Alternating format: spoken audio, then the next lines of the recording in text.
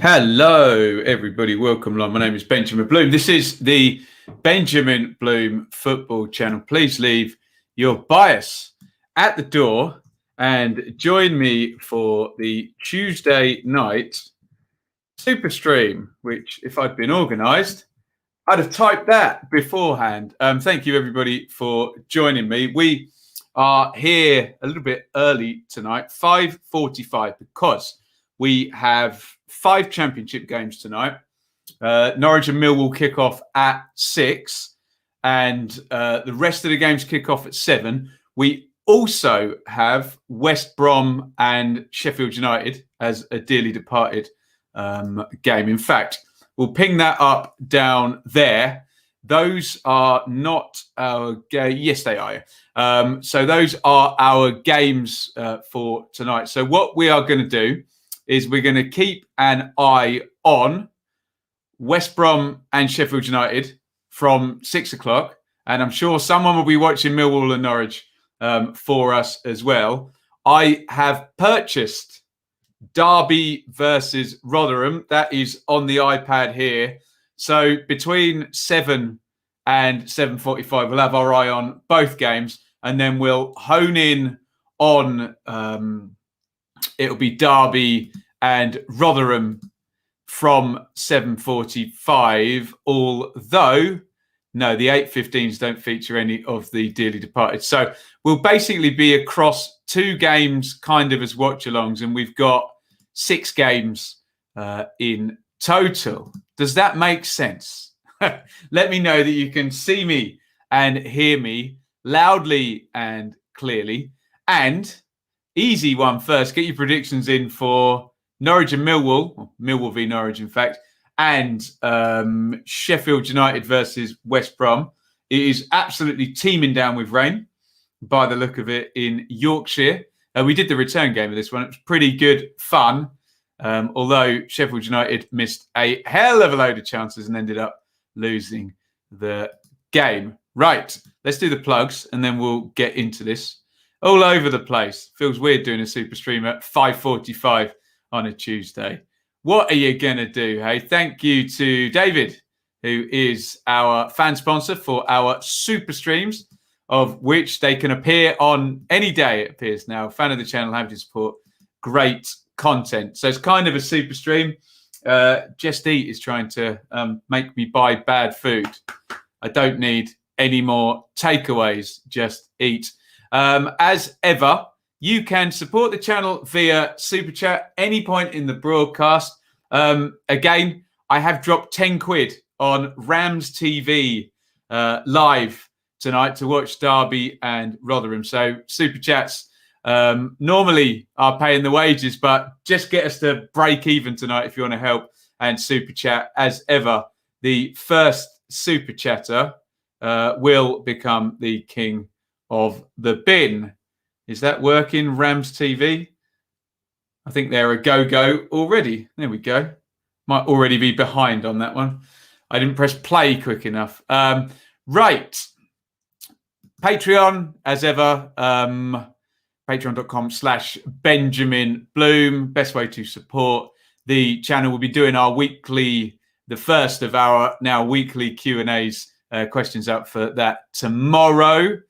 So do get involved in that. And of course, if you're watching on YouTube, hit the like button and comment.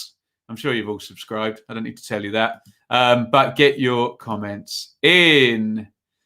What are we saying here in the chat? There he is, James, the king of the bin.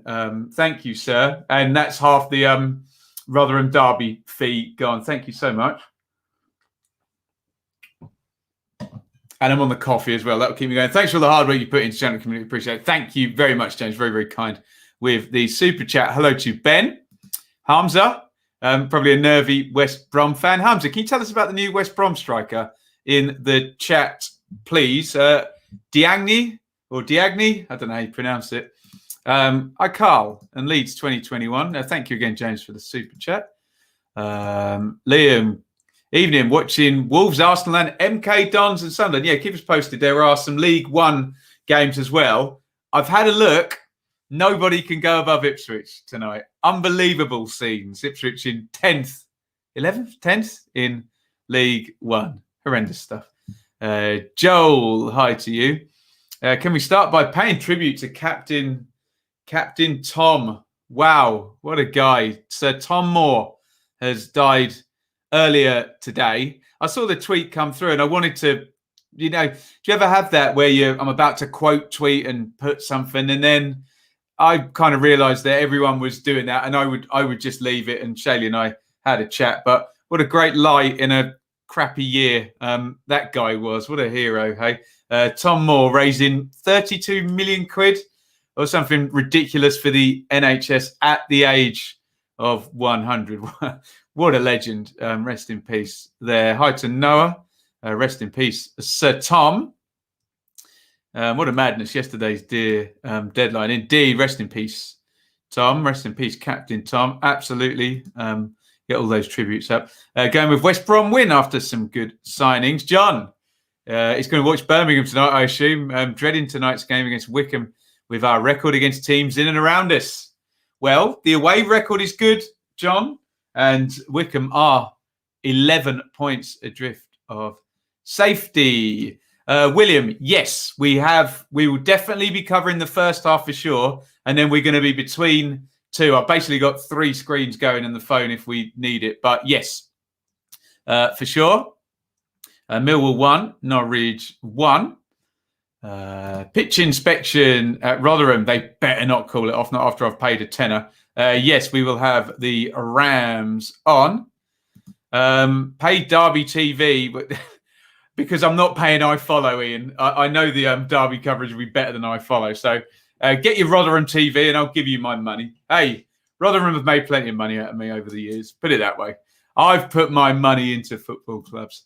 Rest in peace, Captain Tom Moore. Absolutely. There is your West Brom team. We'll come to that in just a second. Dianya, whatever. Ryan says, looking forward to tonight's game, but I think after watching Norwich play recently, I'd be happy with a narrow win. That's every game for us. Fingers crossed, but very hard game Friday versus the Swans. And in the Norwich Millwall game, keep an eye on the Michael Jordan theory. Remember, Buendia is not playing tonight.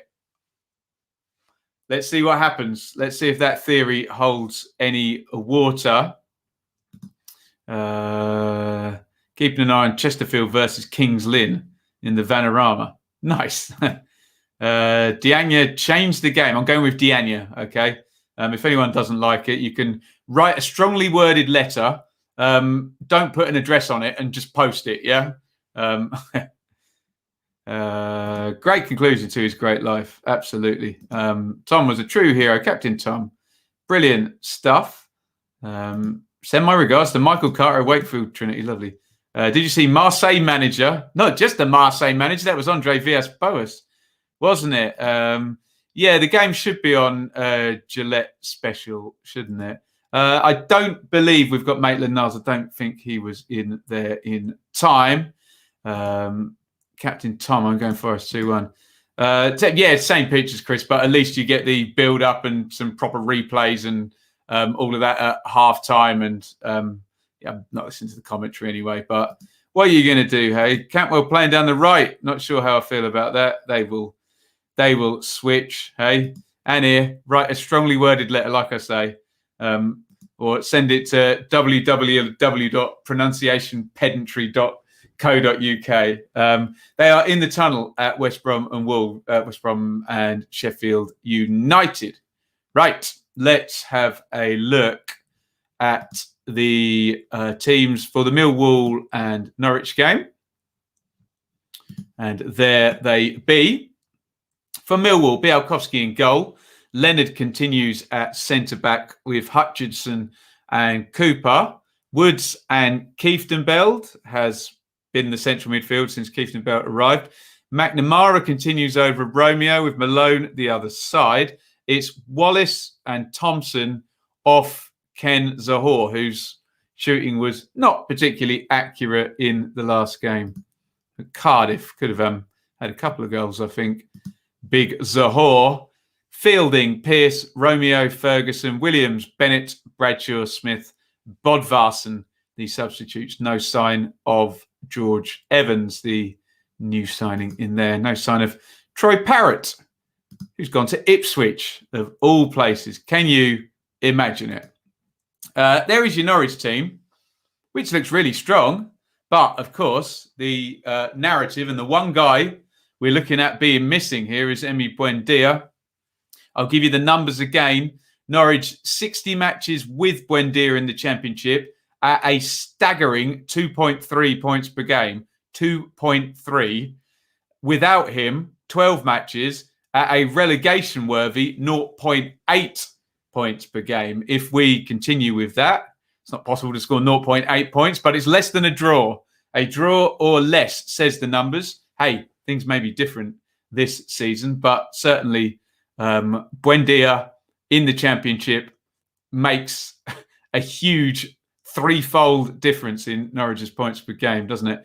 Krull, Aarons, Hanley, Gibson, Janulis, Rupp and Skip. So the solution of there being no Buendia is Cantwell, Vrancic, Placheta and Pukki. On paper, looks fine, doesn't it? But we will see if the Michael Jordan theory holds any water whatsoever, or whether Norwich can go there and win without Buendia. On the bench, Barden, Zimmerman, Hernandez, McLean, Sorensen, Tetty, Dowell, Mumba, Ida. You'd probably make a pretty decent team out of those substitutes, couldn't you? Probably finish halfway up the table, wouldn't it, if Farker was coaching them? Here is the league table with that one in mind. Norwich, obviously, top and 4 points clear. Millwall, thank you, SofaScore. Millwall down in 16th. So win for Norwich, put them back 7 points clear. No Swansea. They play Norwich themselves on Friday. No Brentford. They play tomorrow night against Bristol City. Reading and Watford not playing either. Bournemouth will be in action, I believe, against Sheffield Wednesday. Yes, it's ticking across the bottom of the screen. Our other 6 o'clock kickoff. Let me just have a swig of my coffee so it don't get too cold. It's not cold. Don't worry about that. Our other 6 p.m. game, as I was saying, as Murray Walker would say before I interrupted myself, is Sheffield United versus West Brom. And here are your team shapes for this one. Ramsdale, Basham, Egan, Ampadu. Bogle's going to play left wing back again with Baldock down the right. Fleck, Norwood, Lundstrom, Sharp and McGoldrick. Still missing, obviously, well, Jack O'Connell and Dean Henderson and Sunderberg are very big misses. Obviously, Dean Henderson not there anymore. On the bench there, Fotheringham, Bryan, Jagielka, Lowe, Burke, and Dye, Brunt, Brewster. McBurney returns there to the bench as the players take the knee in the rain. There is your Baggies team.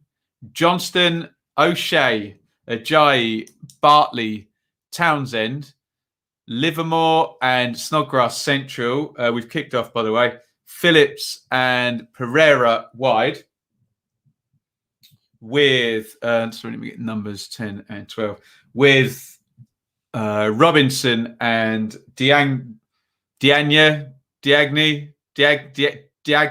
whatever. Robinson and Diagna, we'll call him. Diagna, can't do it. Up top.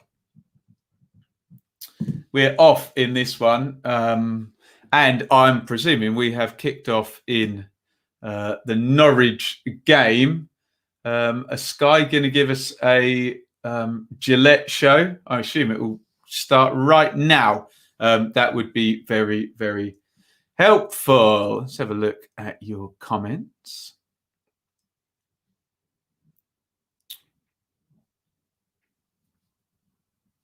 Hamza says, hopefully they both offer more protection to our defenders because Livermore and Sawyer's not very protective. I don't know anything about OK and AMN. I've only briefly spotted for Arsenal. Here come West Brom, crossed in from the left by Snodgrass.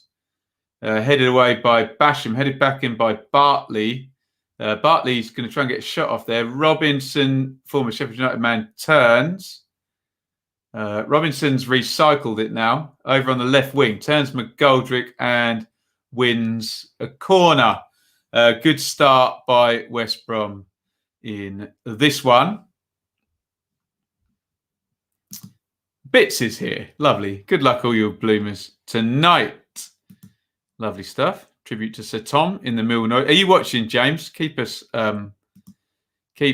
posted on that one. Corner comes in from Pereira for the Baggies. Ramsdale does well to get the punch away. Lundstrom has come away quite nicely, actually, and done really well to play it up to Billy Sharp. Sharp holds it up. He's got Bulldog ahead of him. It's poor from Sharp. Never quite looked convincing there, Billy Sharp, did he? And ends up turning the ball over.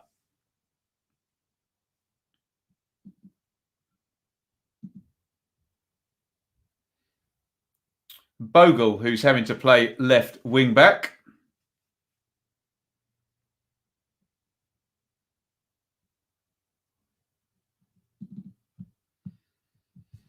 Inside it goes to Ampadu.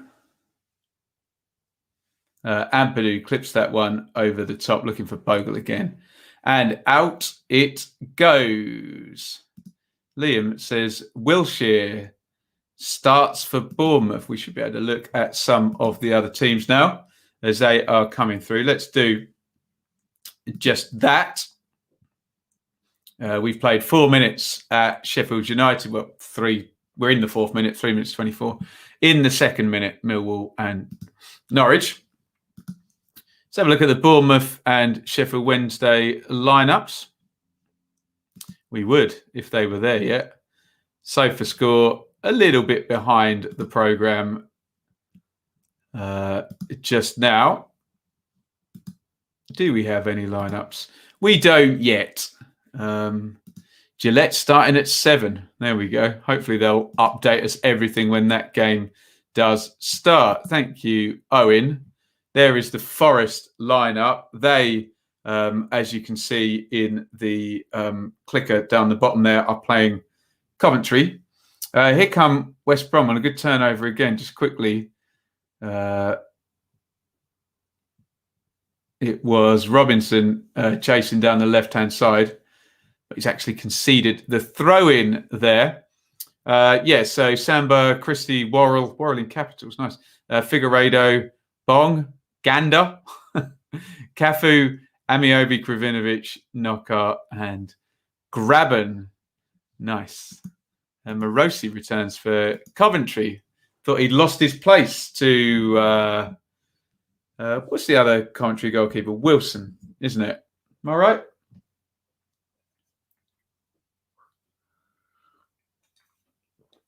Lundstrom and Bartley battling out their midfield. McGoldrick tries to bring it under. Breaks for Livermore and O'Shea tucked in at right back. Goes direct. Can't quite pick out Matt Phillips. Here comes Matthias Pereira. Proper danger man down the right. Pereira swings it in and it is headed clear. West Brom have started this one quite well. Billy Sharp thought he was fouled, but West Brom attacking again. Ajayi pings it in direct again. You can see very clearly the instructions of Allardyce. Push up, put pressure on the opponent's defenders for sure. Couple of direct balls going into the front straight away.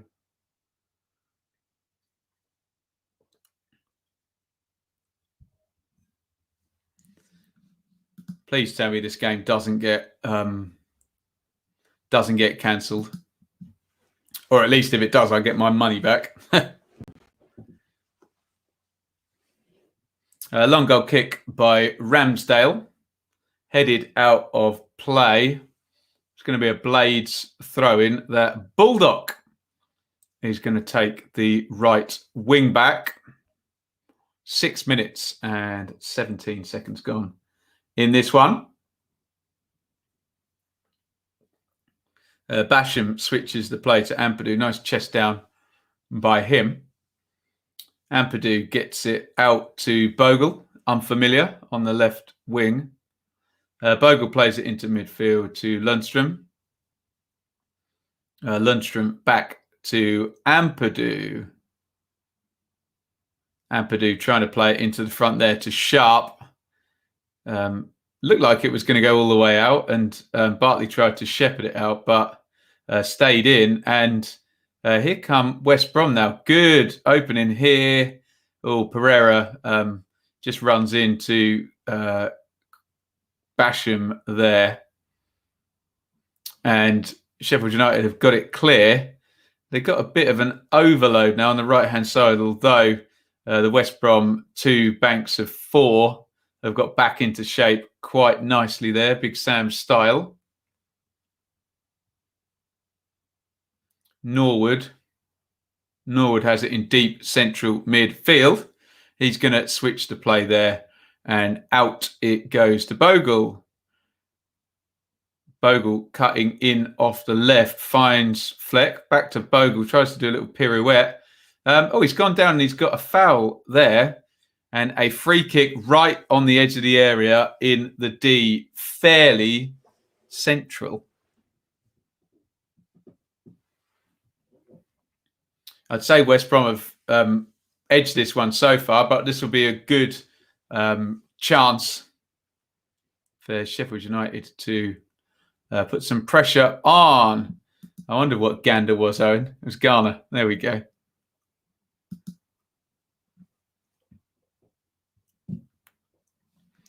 Yeah, Matthew, you're very welcome back. My friend, always welcome.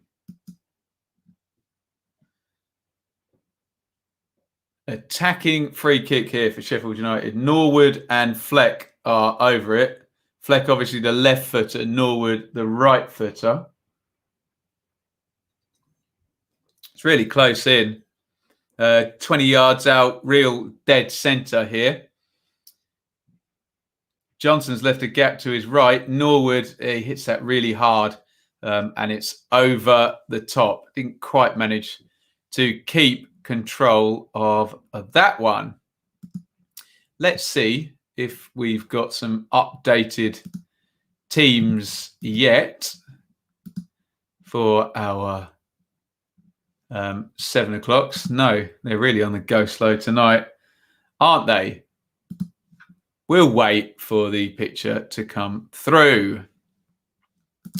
1-0 Arsenal. Saka. Arsenal are playing Wolves, is that right?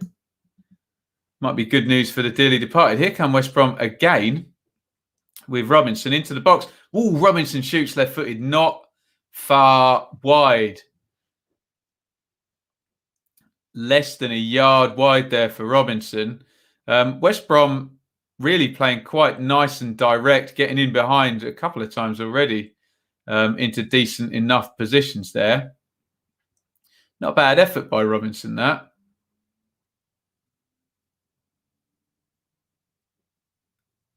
Hits it nice and low, and it just drifts by the far post.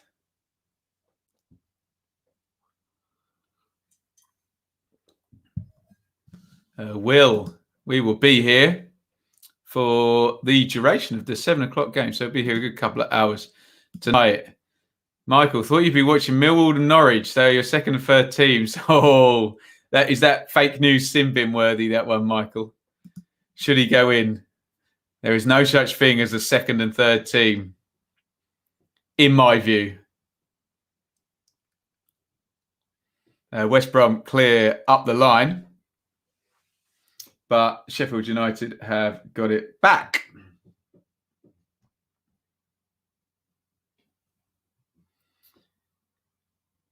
Here's McGoldrick, tries to play it into the front, looking for Sharp. Can't quite find him. West Brom try and get away on the turnover, but Baldock makes the foul, and it's a free kick.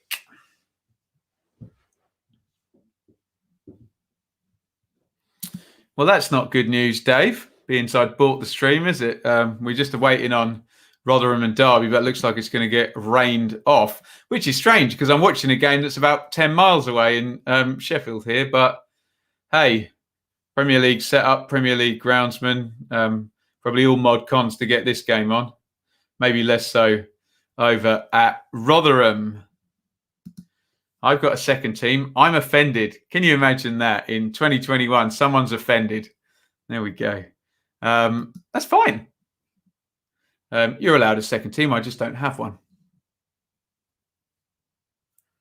Here's Ampadu.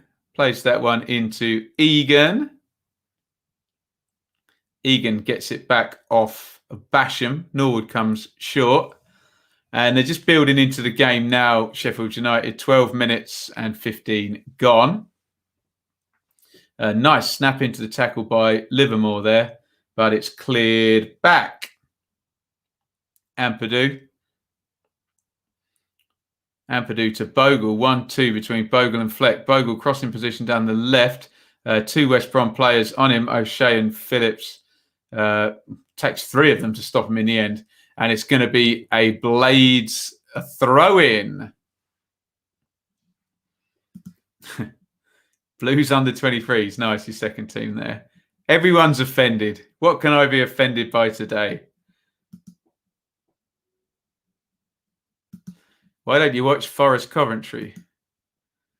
I could do. I'd have to buy the stream now. That was my £10 budget for today. Gone already. Here's McGoldrick. McGoldrick drives into the 10 position. Bit of space. McGoldrick hits the shot. Good effort. Johnston makes the save. Good break there by Dave McGoldrick.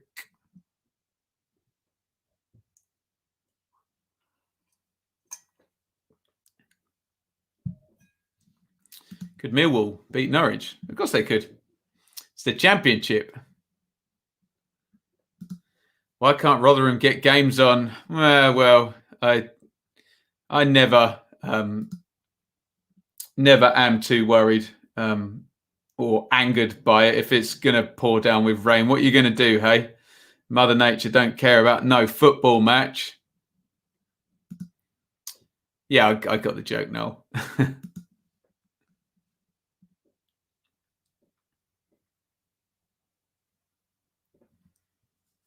The ball is back with Ramsdale, who clears that one down the line for another break in play.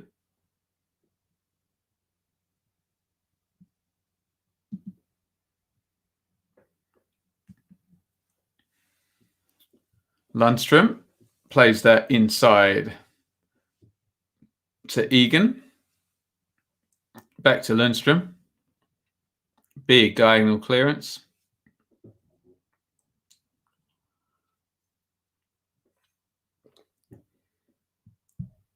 Ampadu's played it back into Egan. In the centre circle is Lundstrom. And Basham. Basham into McGoldrick. Back to Basham. Trying to find some space here. West Brom quite stubborn in shape. They're playing a 4-4. Looks like an old school 4-4-2. And they are back nicely in shape. We said Allardyce would make it simple. He certainly is here. But they've given away a foul there on John Fleck.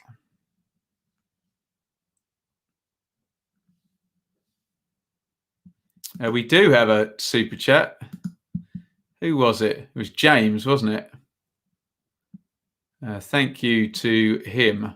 The king of the bin. Indeedio. I'm good. Thank you, Daz. Fleck is going to stick this free kick into the box. In it goes. Flicked out by Kyle Bartley. That's going for a corner. Yeah, it's just going to snick inside the flag. And it's going to be a corner to the Blades. John Fleck is trotting over to take this one. Egan up, marked by O'Shea, trying to find a yard of space. Here comes the corner, left-footed from Fleck. In it goes, headed out by Bartley. Norwood tries to keep that alive. It looked like it had come off him last, but he does indeed win the throw-in off Callum Robinson.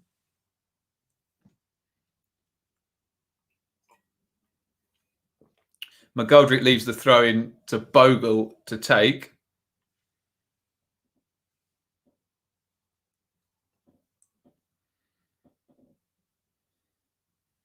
Here's Egan.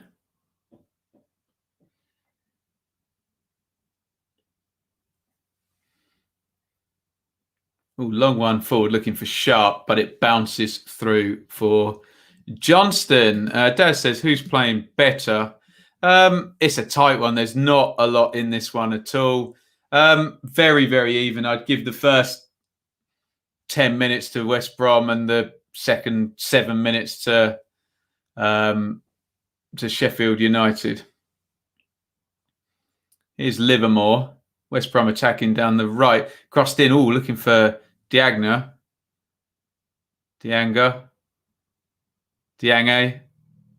Whatever.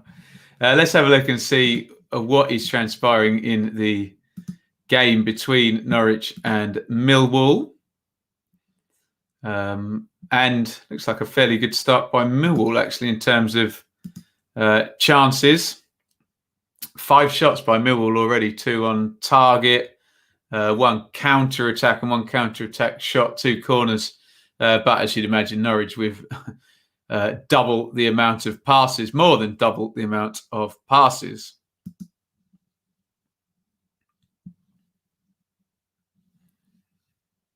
What are we talking about here? The club did everything possible to get the game on for Lewis and the other critics. Woke up to 5 inches of snow being thrown it down. Yeah, you got to. I think you got to have empathy in life sometimes. And if the rain won't stop and the pitch is bad, the pitch is bad.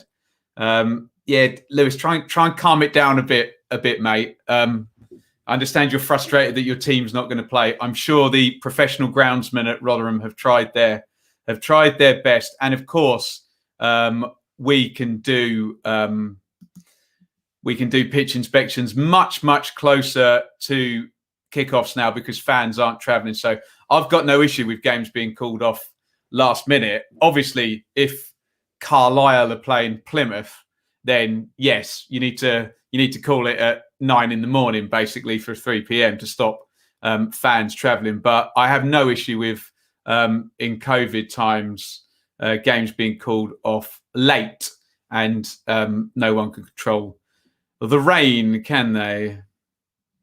Radio Darby said, had the game been scheduled at Derby, it would have been off as well. Yeah, it's just Mother Nature, isn't it? Eh? Frustrating, but what are you going to do? There's water falling from the sky. Here's Fleck. Plays that one inside to Norwood.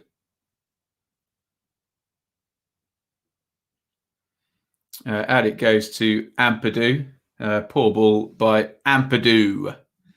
Millwall have come out swinging. Been no massive chances yet. Just a few peppered shots on goal. Yeah. I am watching this, Daz, on BT Sport 2 HD live. Nice.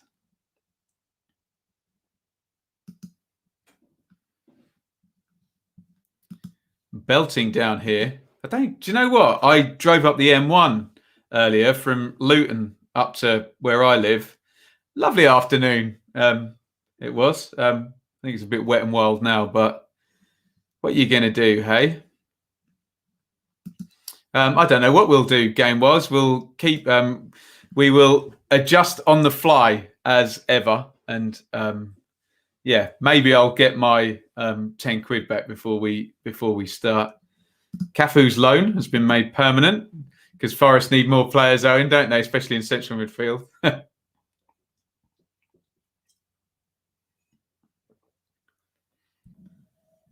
Egan.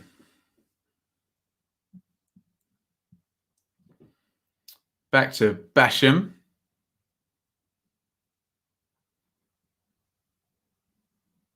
Fleck. I better get it, Dave. Actually, do you know what? Derby were really good, Dave, on I had a ticket for Darby versus Leeds, which was like their last home game of the season, that I'd bought and paid for before COVID, and they perfectly good with that. Gave me all my money back for that one.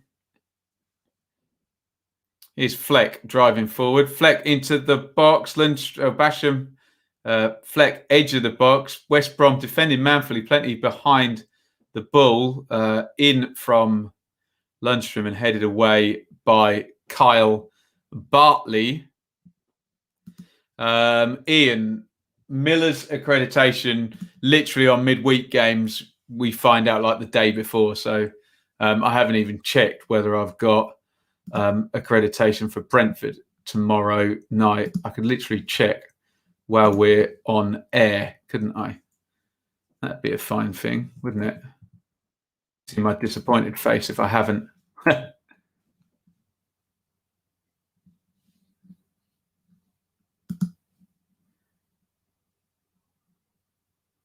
No. So we will be watching along Brentford and Bristol City here live tomorrow night. Come and join us there. Evening, Ben. Other than the Norwich win, I think I went all draws tonight. I don't know what I'll watch, Owen. It's quite hard to get it all done whilst you're broadcasting live and trying to watch another game. We will figure it out. You will need to put a cross sign if it's called off. I could, couldn't I? Or a PP. A long throw in for West Brom. Ajay has been adjudged to have, well, collapsed or fallen on top of, I think it was Chris Basham in there. No, that was Ampadu. A foul has been given, nonetheless.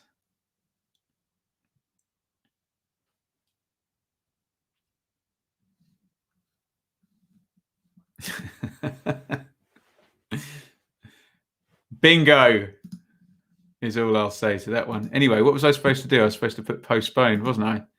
It's gone. Game down. The game that's destined never to be played. Rotherham and Derby. We've got more Premier League games tomorrow. I've done the preview out today. There you go. Is that better? Diagonal one into the box, looking for Diania, and Ramsdale easily makes the catch. 24 gone in this one. West Brom and Sheffield United drawing 0-0. Long one into the channel for Lundstrom to chase. Lundstrom has fouled Dara O'Shea. And it's going to be another restart. Not the most flowing game I have ever seen, but then it is bucketing down with rain. We got two teams in the bottom three here, and a Big Sam is having his way, I think.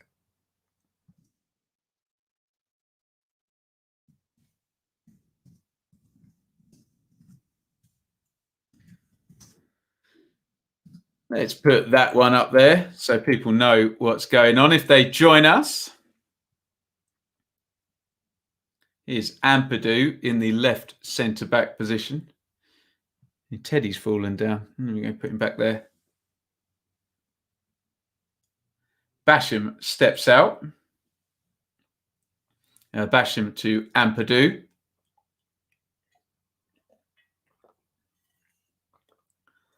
Ampadu to Fleck, back to Ampadu. Big diagonal. And Robinson back helping and managed to get it clear. But West Brom very deep now and they can't get out. And Sheffield United are going to reload and have another go here. Ampadu into Bulldog, who's come across to help. McGoldrick now. Bulldog crossing position, left-hand side. Bulldog to Bogle. Interesting tactic by Sheffield United there. Literally, West Brom sitting back in shape so much that they just brought one wing back over and doubled them up the other side. He's just sitting there with a fullback and a midfielder, both doubled up on him on the other side. So Why the hell not? Maybe Coffee Forest. Well, what time is it? We don't have to decide just yet, do we? Bartman 1 is called into action to deny a curling effort from Plachetta, says the Millwall Twitter.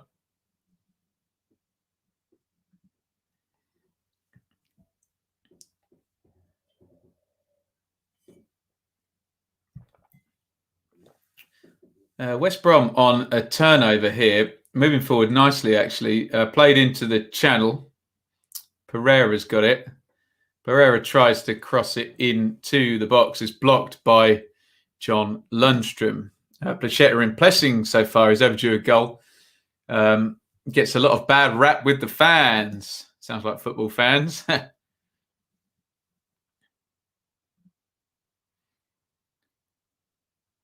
Pereira trying to get in the box there. Ooh. Blades are going to be able to get this clear, but to no avail there. COVID didn't affect any games last match, though, for the first time since match day 19. Well, that's good news. Shame about the rain, isn't it, hey? Although Mother Nature hopefully will predate and post-date COVID by some millennia, one would assume.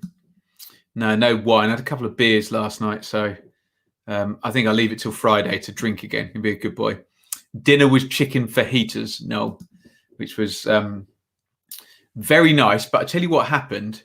So the recipe had 250 grams of chicken in, but our meal thing that we get sent, the chicken wasn't in the bit with the freeze bag thingy. So Shaylee sent a strongly worded letter and we bought some more chicken, but there's 400 grams of it. So we had nearly twice as much chicken as we needed to, which was lovely. Here come Sheffield United with Fleck. Fleck to Bogle. To Norwood. Fleck's got it on the left. They're just building a bit of momentum here, Sheffield United, but West Brom look very stubborn, and I think this is what Allardyce have been asking for, this type of solidity.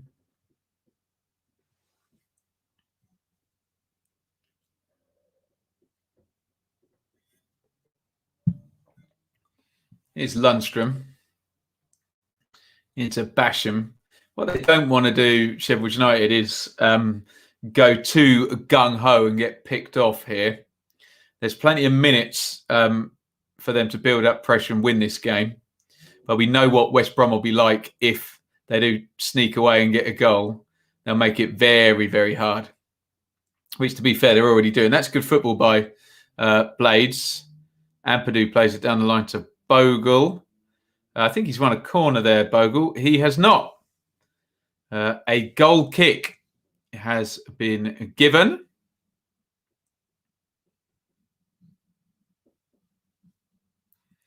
What will I do if a dearly departed team wins? Smile. They do win some games. Villa and Leeds have won quite a few, actually. It's just Fulham, Sheffield United and West Brom we've been struggling with, hey?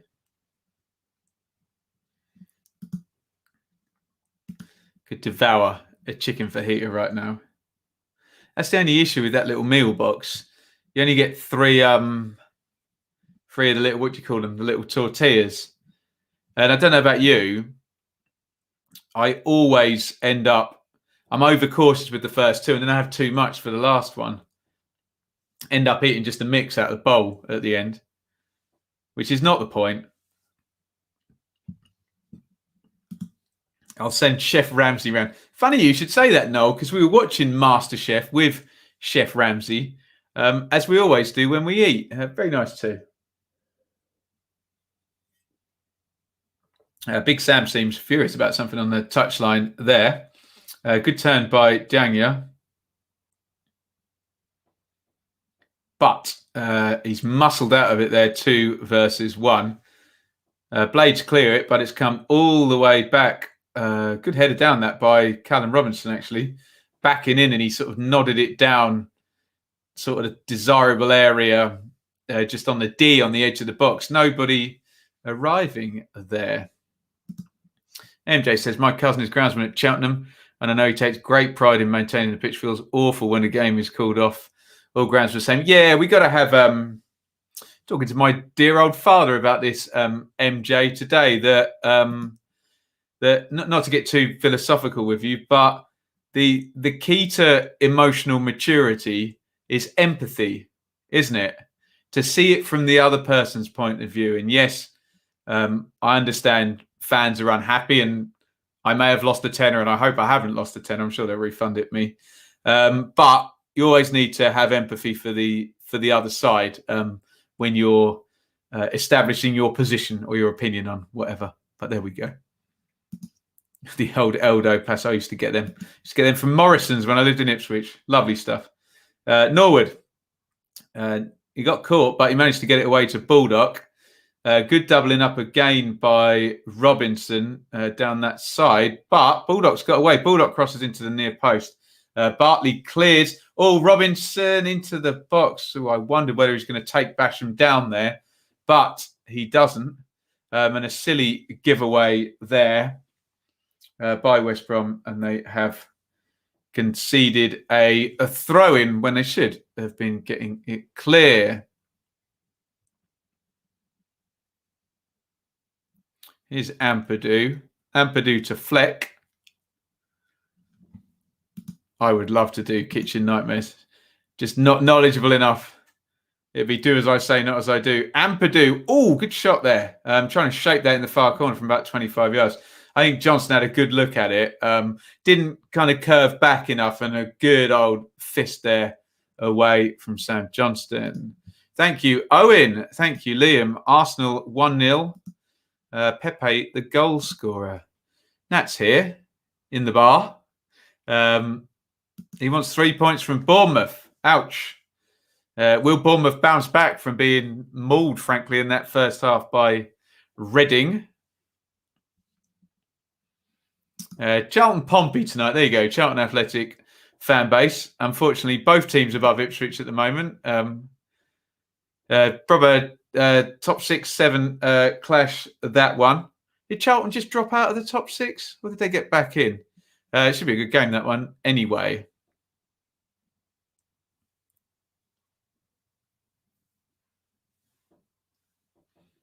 Another corner to Sheffield United.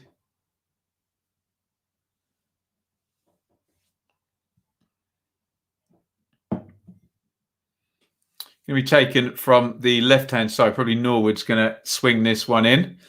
Crowded scene in the box there. Norwood puts it in right-footed. Good corner, that. It's going in the goal, actually, and Johnston has to come to his near post and just punches it away. Good goalkeeping by Sam Johnston, who gets a lot of practice, but he's a good goalkeeper. Another good corner to the back post. They're really trying to crowd Johnston there, and they're going to win another corner, which Fleck is going to take now from the other side. Danny says, thoughts on Woodgate going to Bournemouth? Don't know much about him. I like it because you don't like to see someone get a coaching job, get a manager's job early in their, sort of managerial age and have a bad time and never get back in. So good to see Woodgate getting back on the horse there. Maybe Jason Tindall needed experience there, but there you go. Woodgate certainly has seen it all in his illustrious career.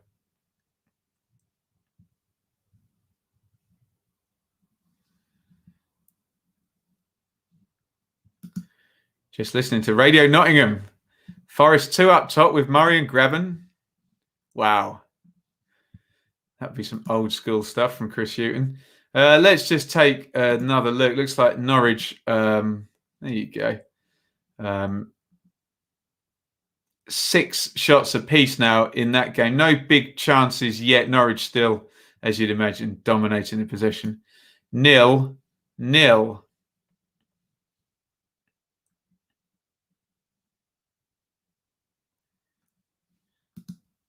Ben versus food. That program used to get me. God. apparently he used to go into like a food coma afterwards, and he was really dangerous. He was putting on like 2 stone at a time and then fasting to lose the 2 stone before he filmed the next show. Oh, makes me feel sick to even think about it. God, I'm sure you could train yourself to eat that much food, couldn't you? But ouch. Ampadu plays it inside to Lundstrom. Fleck down the left finds McGoldrick. Good ball by McGoldrick. Back to Fleck. Fleck, good football again. Yeah. Ajayi gets it clear. This is one of those ones where it's hard to tell because I've said a few times, oh, nice football by Blades, but it is all in front of West Brom. And there is a sense there letting them have space, in the extreme wide positions and a bit deeper. But they're still narrow and compact behind that. They've given away another free kick here. Snodgrass with the foul. Who's our referee in this here game?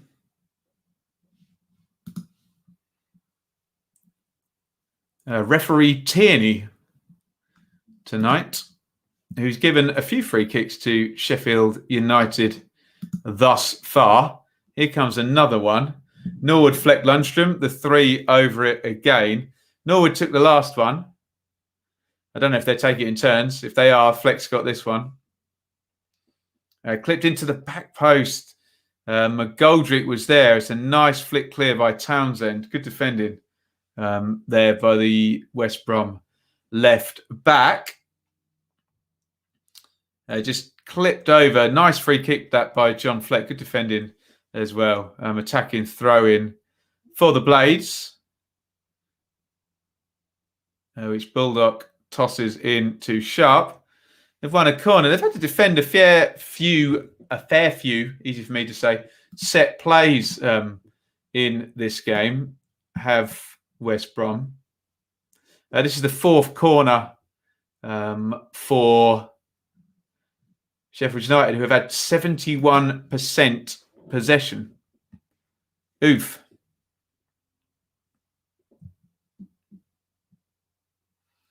Corner from the right wing, comes in left-footed, headed away by Bartley. It's come back out to Fleck, though. Fleck, nice dribble. Fleck to Lundstrom, edge of the box. Lundstrom, crossing position. Lundstrom stands it up to the back post, headed goalwards by Bulldog. Yeah. Sorry, Sharp, excuse me. And well, in which case I've definitely changed my tune because he didn't quite get his body position right there, Sharp, but absolute goal machine from positions like that. And yeah, he's just side on and he tries to go at the header. He gets the power, but the direction's all askew. If his body's turned around a bit more central there, maybe he can find the corner. But he has made a living out of scoring those type of chances.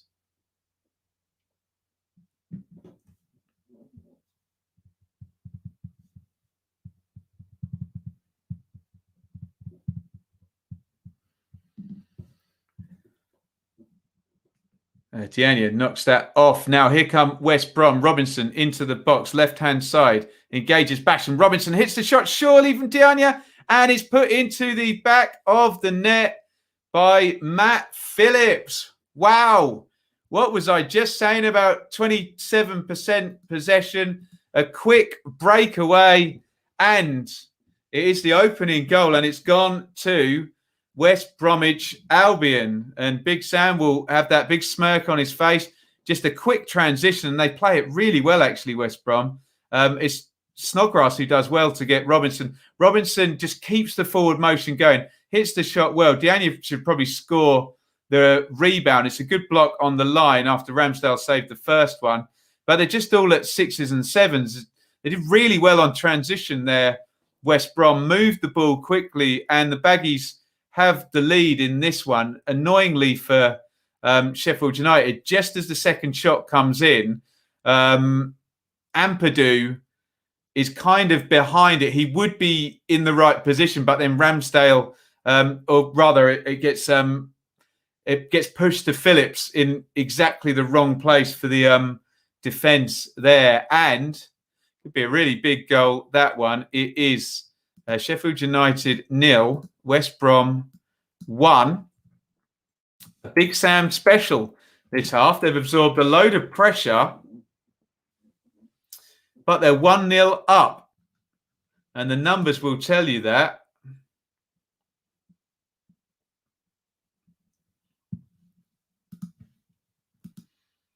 There you have it, 71% possession. But look at that, 2 big chances. Obviously, they were both in that same attack. But look at the attack momentum graph there. Look at that. Oh, Sheffield United, all green there. But then, bang, goal. And it is a lead for West Brom. There is your league table. And, it makes no odds in terms of Sheffield United. They're essentially 13 points adrift of Brighton. But in terms of West Brom, we'd put them above Fulham. And Big Sam's said over and again, he just wants to get to points parity, i.e., when you've played 23 games, you've got 23 points. He's a long way off, but this would be a great step if they can see out this game with a victory. Goodness me. They are on the way. Well done, Hamza. It's good. We've always got one fan of the team that's just scored that we can live vicariously through. Well done. Commiserations, obviously, to Blades fans on that goal. We've got a good angle from BT from behind the goal here. It's a good play by Robinson. Yeah, it is unlucky. Diania hits the shot. Ampadu is well positioned, covering on the goal line. And then Ramsdale, he makes a decent enough save, but pushes it straight to Phillips. And they've just overloaded the box. And the thing that Callum Robinson does really well is when they get the quick transition, he just keeps that ball moving forward. He keeps everything moving forward. Excellent stuff from Robinson in that goal. And it is 1-0. Looks like George Baldock's going to have to go off. Interestingly enough, they do have Max Lowe on the bench. So Chris Wilder chosen to play Jaden Bogle ahead of Max Lowe, who is a left wing back, who's playing a right wing back there. But both of the double signing from Darby are on now. Chris Wilder doesn't look very happy at the moment. He's getting out-thought with a TH by Sam Allardyce, who's playing this one very well, actually. Just opened up the sides a little bit to allow Sheffield United to come forward, but then doubled up, kept it very deep and very narrow. And clear instructions to hit the front directly, especially on transition. And that worked a treat for the goal. They've got it again here. Pereira wins the throw-in.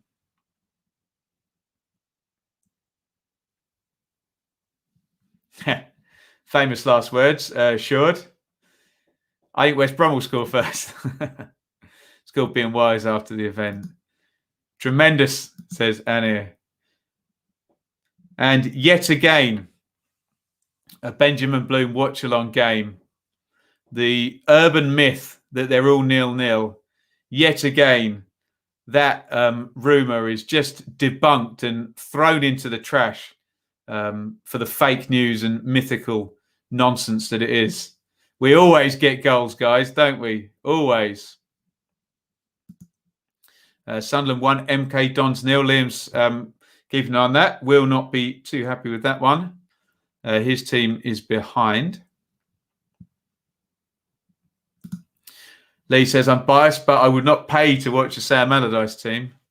I suppose I've paid, haven't I? Paid me a BT subscription. There's a YouTube channel you should subscribe to. Cod's Vlogs. Come on then, Ben. Simon Grayson, tell us all. Late tackle on Snodgrass there. I'd imagine we're about to see a yellow card from referee Tierney on this one. It's where, he's late there, isn't he? Let's hope this isn't one of those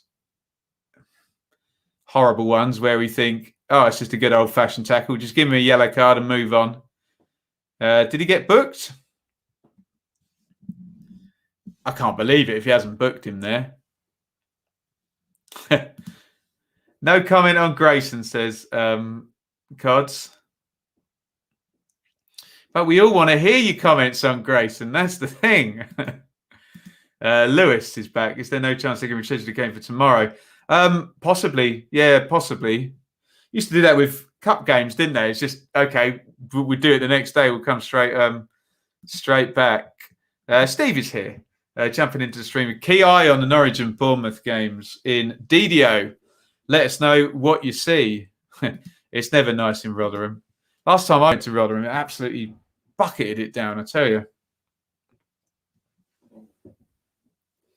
Actually, and the last time I saw Rotherham against Ipswich at Portman Road, it bucketed it down as well.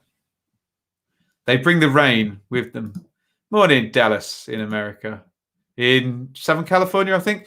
We're into stoppage time here. Long throw in for Big Sam and West Brom. And it's half time. And West Brom lead this one 1-0. Allardyce has got it spot on, really. They started the game quite well, West Brom.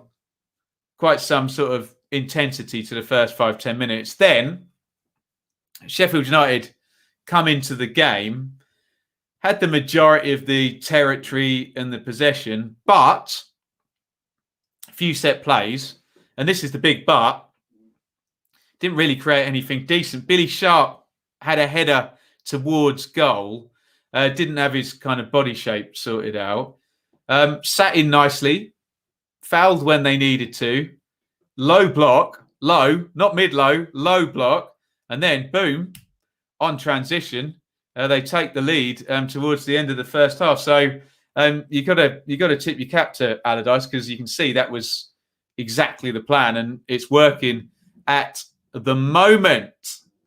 Goodness me. Let's have a look here at your comments. What have we got? Lewis says, only good thing is that, there you go. Every cloud, hey? Some unavailable players will be able to play that wouldn't have been able to play tonight.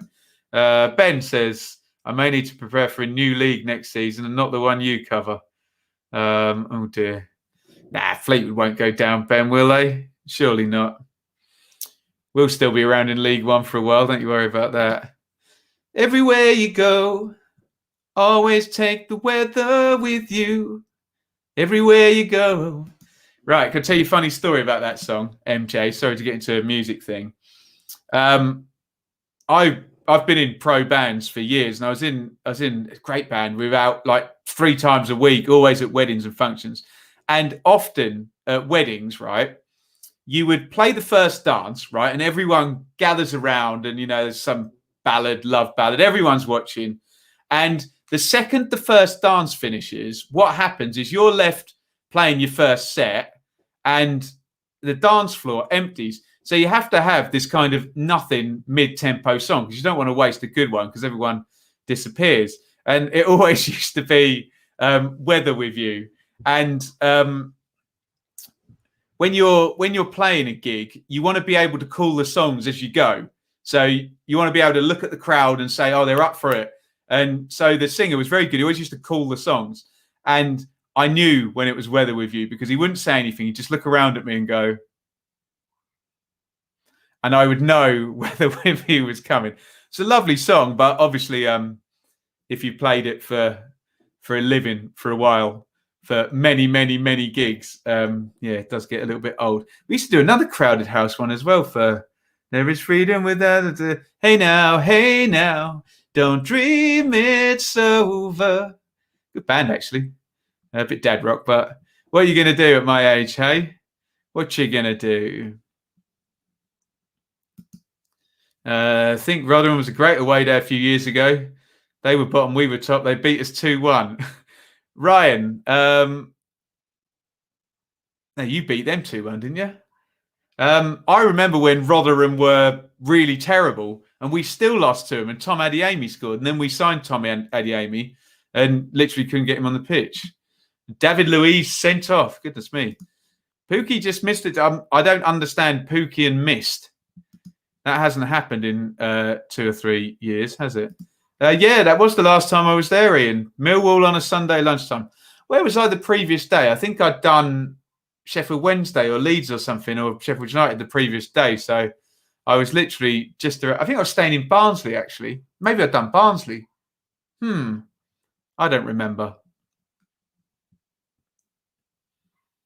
Half time there. Millwall 0, Norwich 0. Had to homeschool the kids today. What did you teach them, Nat? Did you teach them about formations and the difference between the subtle difference between a 4-2-3-1 and a 4-3-3? I love it. JLKC, I think that says. What do I think of Ipswich signing Troy Parrott and Luke Mattheson? I think a lot of things about that. I think they're good players, first of all. But I think it shows absolutely no strategy whatsoever to have 6 loan players in. This is how it ended for Paul Jewell when he was Ipswich manager. Just a whole team of loanees, complete mess, no structure, no strategy, nonsense. But I also think it's kind of a no-brainer for the owner, Marcus Evans, because he's now essentially backed Paul Lambert in a short-term way. So he, I mean, a lot of people think he doesn't need to get out. He could get rid of Lambert right now. However, he's now given himself a gilt-edged get out to say, look, I backed you in January. I gave you Parrott, Mattheson, Harrop and Thomas, from Championship. And I mean, it's a weird one because Wolves are in the Premier League, but Matheson's hardly a Premier League player. He's never stepped on the pitch in the Premier League. He's, a precocious League One wonder kid, wasn't he? But mixed feelings. And God, if Parrott and Matheson and Harrop and Thomas do get Ipswich up, that'd be the biggest botch job, paper over the cracks job. I mean, obviously, you'd take a promotion, wouldn't you? But all is not well there, put it that way. Both of my teams have games postponed tonight. Darby for the pitch and Cheltenham for COVID. I hope the Cheltenham players are okay. Chris, I assume he's watching Millwall. Pretty good. Pretty even. Good match. Looks like Wolves have equalised in the other game. BT just flashed that up. 24th in the form table. Ouch. 5 points. So he'll come back. Love to sing it. There you go. One of my memories of the old Rotherham ground. Millmore. Iain wrote a good piece on that, actually. A steam engine in the scrapyard next to it. And I never got to go. Yeah, Jackanory when I go off into story time. Lovely stuff. Pookie missed the penalty. I was there. Yeah, he slipped over, didn't he? That was unfortunate. Lambert goes, who do you want? Barton. Anyone competent, honestly. Anyone who knows how to not fall out with half the players, put it that way. Dear oh me. Oh, a Neil Finn solo. Nice. Have you heard Emma Hayes in the running to be? This came up the other day, didn't it? How would I still maintain that there will be a female manager. I don't know whether it will be in 5 years, 10 years, 20 years, or 1 year. But my feeling is that she'll come through a club. Do you know what I mean? Like she'll be one of the data analysts and then go on the staff and then become the coach or assistant manager. Do you know what I mean? It'll be a workup like that. It's just going to be a nightmare for Emma Hayes. It's just going to be a circus show. Whoever, I mean, someone's got to do it, become the first one. But I just have a feeling you might have to wait another X amount of years for that to happen. And I don't think it'll be someone coming, women's football manager straight into. I think they'll work there like Mourinho did, where he was the translator and then he did the reports or what have you. And then he became assistant manager. And then all of a sudden he work your way through like that. Ben, come join a team like Norwich. You don't get to choose your team, do you? Deary me.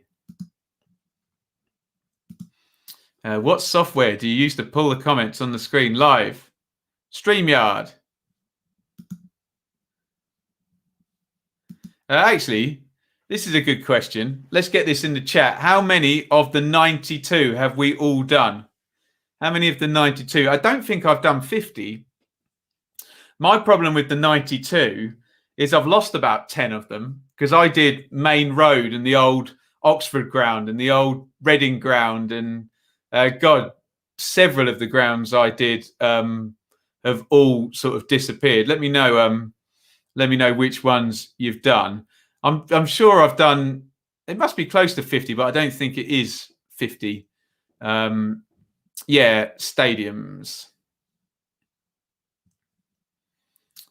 Ipswich Blackpool score prediction. I don't want to. Look, Blackpool are below Ipswich in the table, and they won the return game 4-1. So maybe we have a chance. 44. I think I'm about. Yeah, I think I'm about there. And of course, the problem with supporting Ipswich is that, like, I've been to Darby and Forest about 50 times because Ipswich stayed in the same division for nearly 20 years, didn't they? For goodness sakes.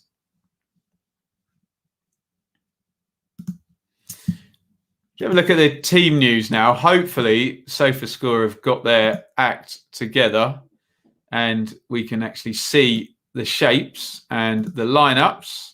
There you go. Here is Bournemouth less Josh King now. And with Jack Wilshere. Look at that. Starting. Didn't look massively fit in the game against Reading, did he? But don't think any Bournemouth player covered themselves in glory in that game, did they? Begovic, Stacey, Mepham, Cook, Kelly, Stanislas, Wilshere and Cook. That midfield can be got at, can't it? If you can get them on the back foot. Brooks, Solanke, Danjuma. For Wednesday, Westwood, Palmer, Hutchison back at centre-back. Lees, Erhagide, pass. Penny and Reach wide. Pelopessi and Bannon central. Oh, get in the bin, SofaScore. Patterson and Kachunga up top. Two up top away at a year one parachute team. Brave.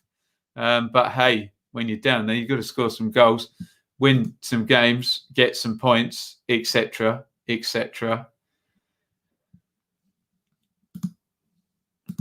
Coventry versus Forest, kicking off in 59 seconds, apparently. Morosi returns for Coventry. That's been a good couple of months, hasn't it?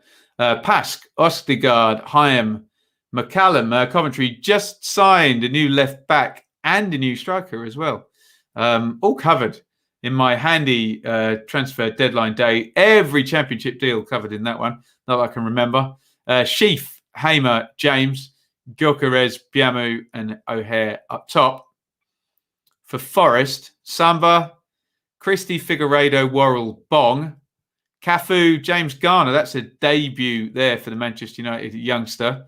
Was at Watford for the first half of the season. He'll likely come up against them in short order. Knockaert, Kravinovic, Amiobi, off Lewis, Graben. And finally, because we have had a postponement, the game that I was going to have on at the same time, although we've got a good story developing at Bramall Lane, so we will stick with that one. So our only remaining game is Wycombe-Birmingham. And a couple of debuts, or a re-debut in one instance. Allsop, Grimmer, Knight, Tafazoli, Jordan Abita makes his debut there at left back over Joe Jacobson, whether he's the long-term successor there. Bloomfield, Offerborth has gone in on loan. It's a bit complicated. He was there last season on loan. He's here now on loan, but he's going to Glasgow Rangers at the end of the season. Bloomfield, Offerborth, Thompson, Onyedinma, Ikpeazu and Musgrave, who both scored at Brentford. Ikpeazu, lovely goal as well. Lovely goal, as Barry Davis would say. Etheridge, Colin Roberts, Dean Pedersen, Sunjic, San Jose, Gardiner, Sanchez, Jutkovic, Bella. None of the new names, I assume, not registered in... Sam Cosgrove on the bench, in fact. And let's not get into guessing transfer fees, but we think... maybe I should ask Brian Dick. We think £2 million for Sam Cosgrove. And there is the friendly face up on the iPad. Let me put that down a little bit. Of Jeff Stelling. So we will now be able to see championship goals as they go in.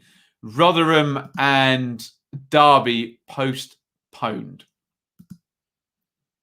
We're seeing some Crystal Palace players arriving. I think they've got Manchester United later on. Big Sam's back out for the second half. You can see there Bournemouth have kicked off. As it stands, Norwich will be going 5 points clear there. They have a point thus far.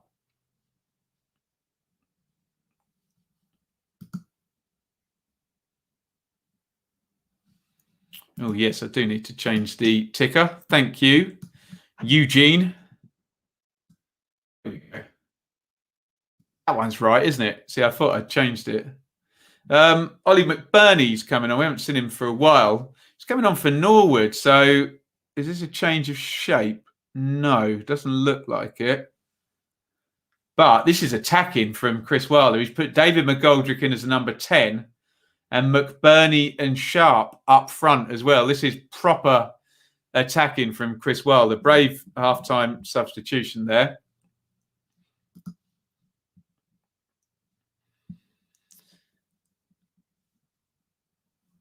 Kachinga has missed a one-on-one already. Wow. Not good. Hi, bro. 2.3 million. Yes, we think around that amount.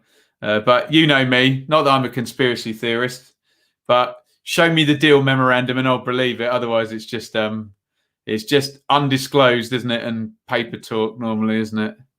You might be right, but never believe him.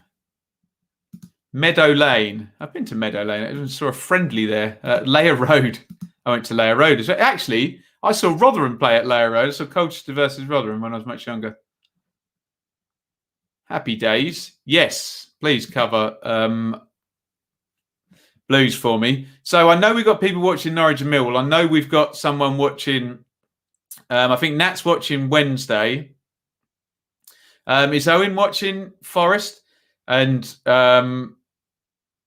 Noel, is Jay here as well watching Birmingham? I think we've got all the games covered here. Have we not? Oh, Basham into the box. Really good opening now. Oh, he's just trying to knock it off there. The cross gets cut back.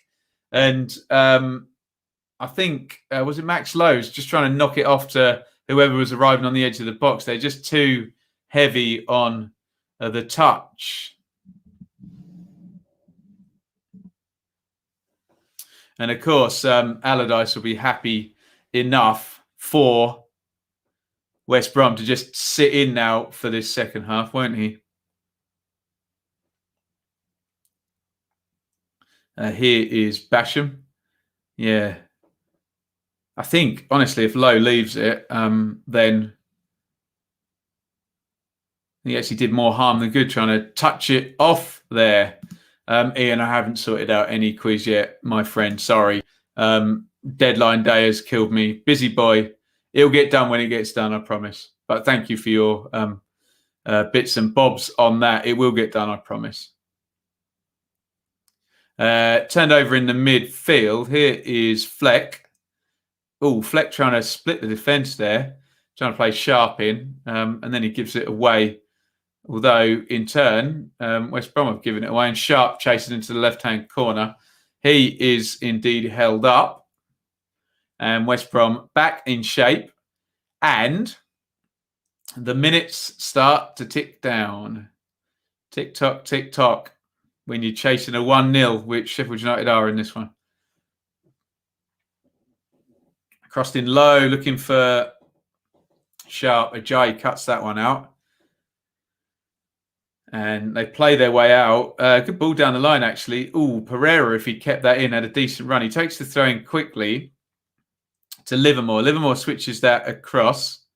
Robinson now on the left. Townsend up with him. Townsend. Oh, nice cross in there. Good punch by Ramsdale. Good goalkeeping there by the Blades keeper.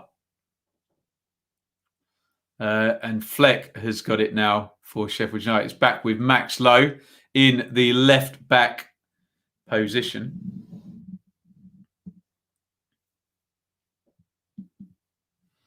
Basham steps out of a defence. And it's carried forward by Ampadu. Knocked off to Fleck. Played back into Ampadu. Again, lots of passes. Oh, McGoldrick, nice flick there. Sharp holds it up. McGoldrick wanted it back, but it went to Lundstrom. Lundstrom plays it out to Baldock on the right wing. Baldock shadowed, though, by Townsend. And, it's just a stubborn defensive shape, this, from West Brom. Very hard to play through. You're going to need to be patient.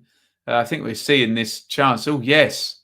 Oh, crikey. Nat wasn't lying there. Kachunga should have scored there within a minute of the start of the Bournemouth Sheffield Wednesday game. He's clean through. He's got to score that, hasn't he? Looks down at the pitch, but that won't do. Crossed in, easily gathered by Sam Johnston.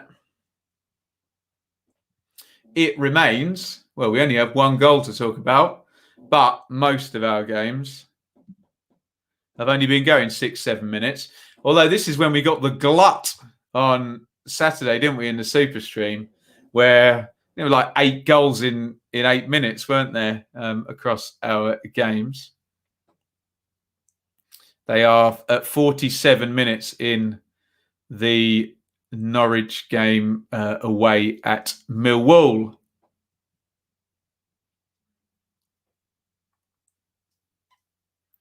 Throw in down the left-hand side for West Brom. Townsend throws it to Pereira.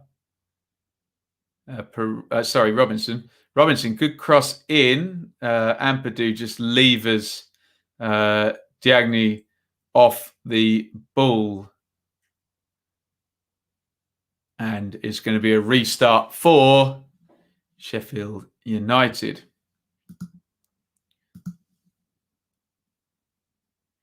Wolves have gone 2-1 up against Arsenal, which is not good news for our dearly departed. We wondered whether they could have got sucked in. Could this be the start of the great escape for the Baggies? You never know. Don't jinx it. Krull took out Gibson. Is he okay, James? No 7:45s tonight, Daz. Long clearance by Johnston. Helped straight back by Egan. And straight back into the Blades' defensive positions now. Basham's got it. Nice feet by Basham. Drives forward. Not a great ball. McBurney does really well to keep that in.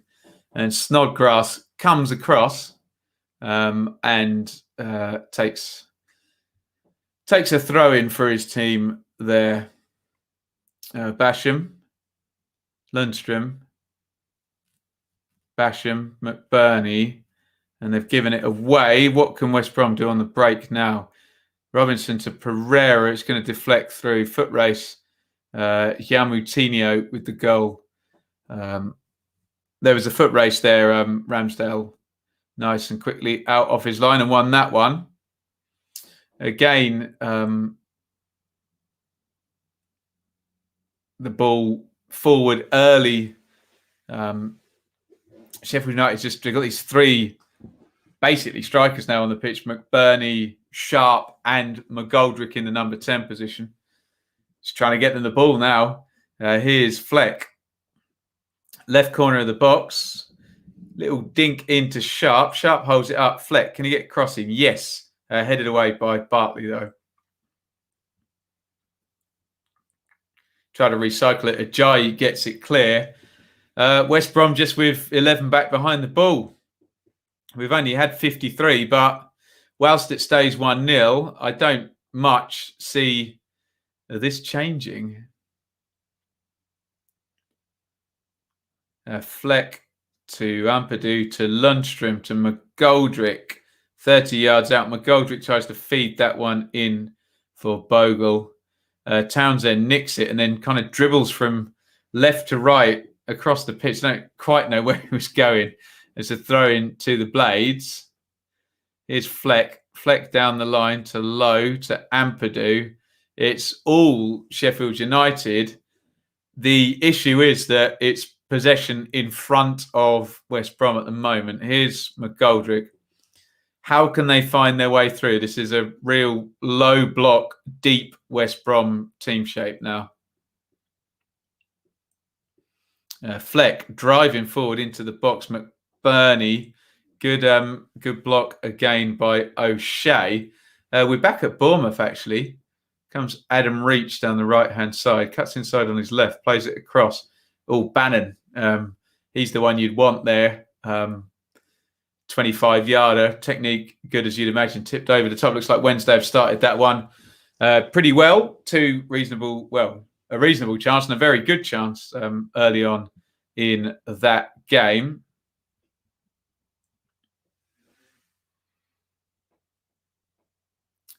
Played into the feet of Sharp up top again and unceremoniously hoofed out.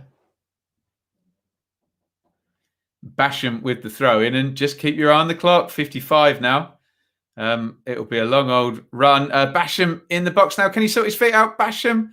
Oh, and into the back of the net by Jayden Bogle. Basham making the difference in the penalty box there. He kept going and going and going. I thought he was going to go down for a penalty there. It ends up coming back to Bogle. It's a really nice finish with the left foot. Finds the far corner. And now the issue for West Brom is what do they do? Because they were sat in just protecting that lead. Sharp volleyed it in. Basham touch. That's where I thought he was going to go down. He stays up. Does well. It's a good finish by Bogle funnily enough, with the left foot. He'd started at left wing back and found his way back across at right wing back now. It's a really good finish into the corner. And it is 1-1. It would be an unhelpful draw, I have to say. Doesn't particularly help either team. But hey, if you're a Blades fan, you didn't want to be losing. And if you're a Baggies fan, you've been pegged back. So important goal there. Sheffield United 1. West Bromwich Albion 1. Jayden Bogle equalising Matt Phillips' first half goal. Sorry, Hamza. Gave up and paid a tenner so I can watch this draw 0-0 against those Chappers. He's watching Norwich and Millwall. Well, Chappers, I spent 10 quid on Derby Rotherham. It's been postponed. I literally got a blank iPad here doing nothing. No, sorry, Hamza. It's been coming. It's been coming, I have to say. Get in Blades, says AJ.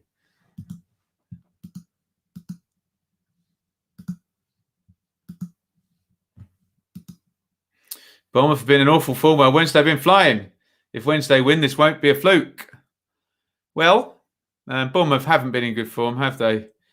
All Wednesday's wins have been at home. 4 straight home wins, haven't they? So we will see. Welcome, Alex. Al started well. Yes, we are hearing about a good start by the Owls. Kachunga should have scored, shouldn't he, from the chance they showed on the Gillette Sky Show.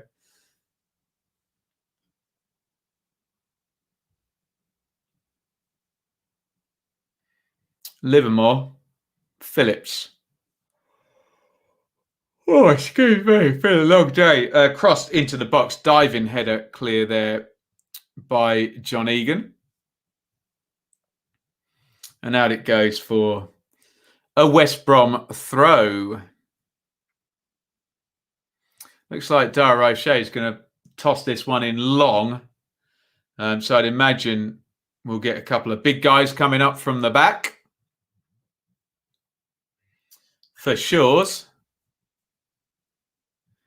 In goes the long throw. Flicked on by Ajayi. Oh, overhead kick there by Dania. Headed out and an offside flag has gone up. Didn't necessarily execute the long throw particularly well there.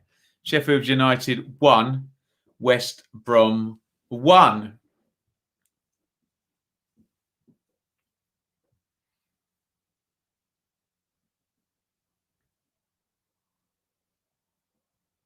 Egan comes up to halfway line. Basham. Good switch of play there out to Lowe. Lowe comes in off the line. Oh, he's done well. Good tackle in the end by Ajayi. Fleck follows out. Fleck drives into the box. Good play by Fleck. Cut back. McBurney, big chance, blocked. It's going to fall for Lundstrom. Can he sort his feet out? Yes, he can. Good block again. Good defending by West Brom. Sheffield United turning the screw there. And here they come again. Low. Fleck in the box. Fleck beats his man. Hits it right-footed low. Straight at Johnson. As soon as he went from the left foot onto the right, you knew the chances of him scoring decreased exponentially. Townsend gets badly caught there, and here come Sheffield United again down the right-hand side. Bogle, Sharp's got a ton of space now. Sharp into the box, poor from Sharp. He's got to be more decisive there. The cross needed to come in early, took an extra touch. He has, however, won a corner. Sam Winnell has scored for Oxford, the next Barnsley and Sheffield Wednesday striker, I believe. I'll have to plead the fifth on that, King Apple. I haven't seen the David Luiz incident. Sounds like the Millwall commentator's a bit dry. I hope I'm doing better, chappers. Coventry have taken the lead against Forest. Corner comes in from Fleck. I think Ampadu thinks he could have done something with that. He's on the near post. He's way in advance of the near post, so it would have to been a hell of a glancing header, but he got there first. Max Biamu has scored for Coventry. It is Coventry 1, Forest 0. And with the tide rising at the bottom, Forest, I think 1 point in the last 2. They can't afford many 3-game runs of 1 point, whilst others are putting the points on the board in a bit more of a prolific fashion. We will no doubt get a look at that goal on Sky imminently. Coventry lead 1-0 through Biamu on 17 minutes. Townsend is down, holding his face. A stray sort of forearm there, just in the wrong place from Bogle. Nothing particularly in it, but he's he's fine. Right, free kick's going to come in for West Brom. Booted forward. They've sent the big guys up again. Headed clear. Pereira, edge of the box. Exactly the guy you wanted it to fall to, but his shot's blocked. Here come Blades on transition. Sharp sniffing around, and maybe 7 or 8 years ago he would have been able to outrun that one, but nothing doing there for the Blades legend, Billy Sharp. Right, let's have a look at this Coventry goal here, scored by Max Biamu at St Andrews. O'Hare plays it wide to him, cuts inside off the left. Oh, it's a pretty speculative shot. There's bodies in the way, but it's right in the corner. I think he catches Samba out with that one. I think it's another assist for Callum O'Hare as well. Crossed in. Big chance for... Oh, what a save by Ramsdale. Huge chance for West Brom there. Brilliant save by the Blades keeper there. Should have been 2-1 to the Baggies. Goodness me, where did that come from? Just a quick turnover down the right-hand side. Low cross in. There was 2 of them in there as well, and it was Pereira who you would want it to fall to. It's a really good save by Ramsdale. Reaction stuff. It wasn't by any stretch of the imagination a poor shot, but it's a really good save there. Here's McBurney up the other end, out to Basham. Basham, edge of the box. Basham works into Bogle, who is onside, and it's gone out for a corner. What a save by Aaron Ramsdale there. Yeah, good build-up down the right-hand side by Phillips. What a cross. Dare I say, it was Callum Robinson, not Pereira, sorry.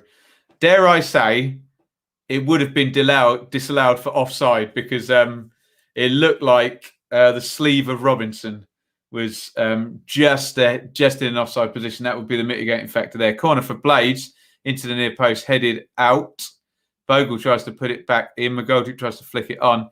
Cleared again Fleck on the right-hand side now, trying to keep the attack going. Here's Basham. Basham bustles his way into the box. Pretty ungainly, gives the ball away in the end to Pereira, who, speaking of ungainly, slips. Iain comes back to help out. He's conceded a throw, and they're keeping the intensity up here. Big style. We're seeing a chance for Millwall. Zahor there on the back post heads that over. Far too much power on that. Should just be able to drop that over the keeper into the back of the net, you'd think. Bad miss, it looked like, by Ken Zahor. Lundstrom to McGoldrick in field. McGoldrick, big long range, it bounces in front of Johnston. He makes the catch.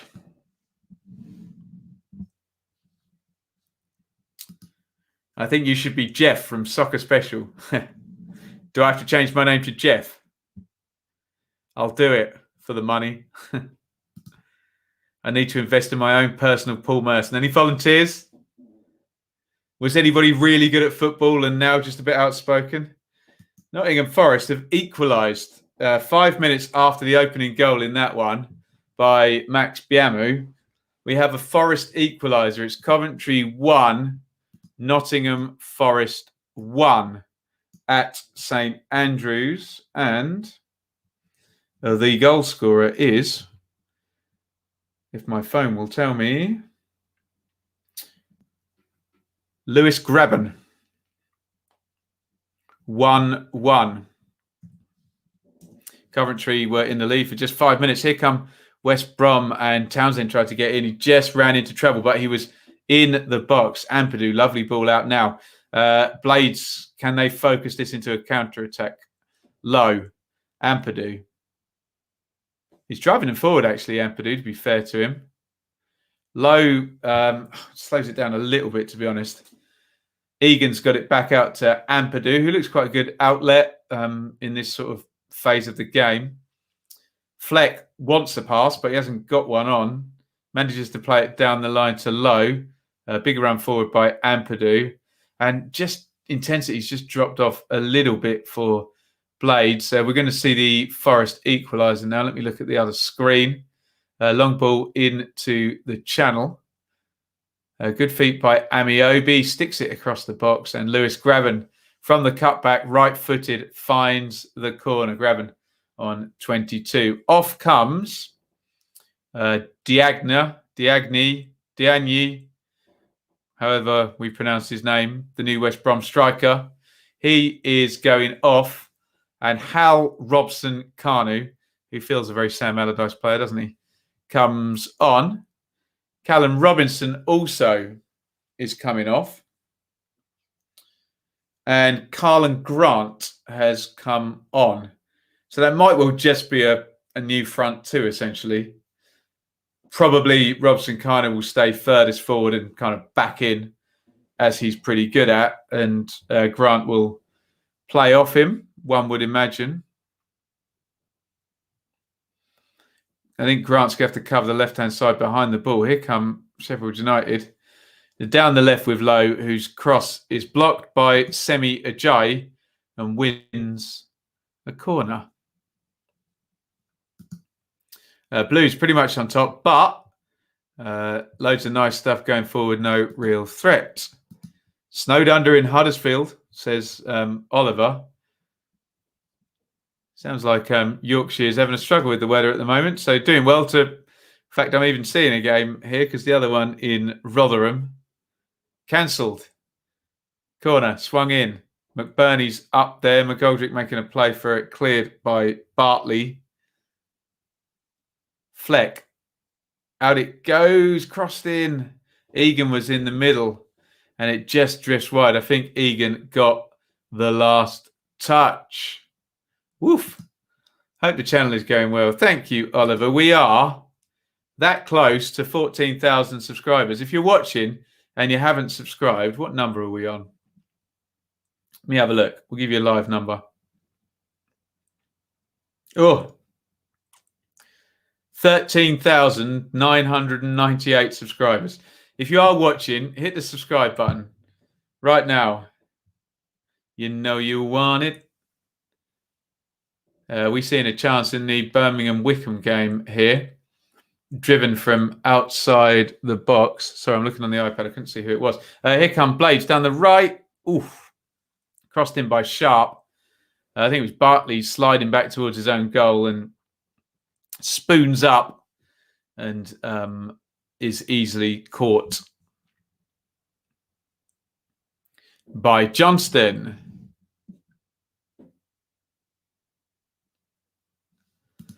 Grant hasn't improved like I thought he was going to.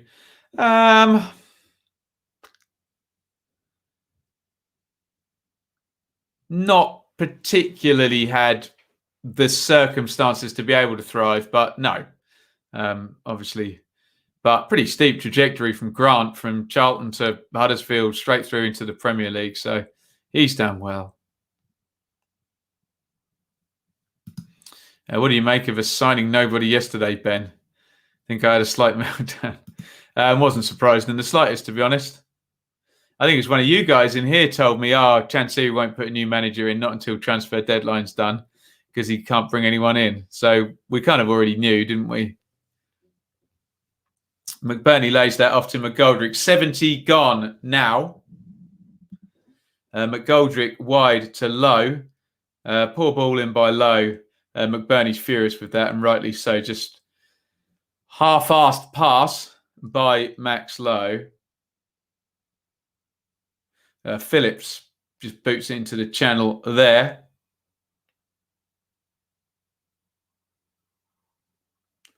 And it goes home.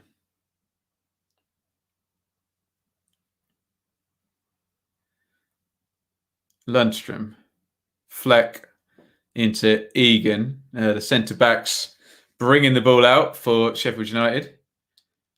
It's with Lundstrom just behind the halfway line. He clips it forward into the channel after all that passing, a direct ball in. But they've managed to win it high up the pitch. Knocked back to Lundstrom, who's much further advanced now. He plays it up the line. Nice ball by McBurney inside. Bogle's in the box. Bogle, the goal scorer, hits the shot, deflects, and just loops over the top.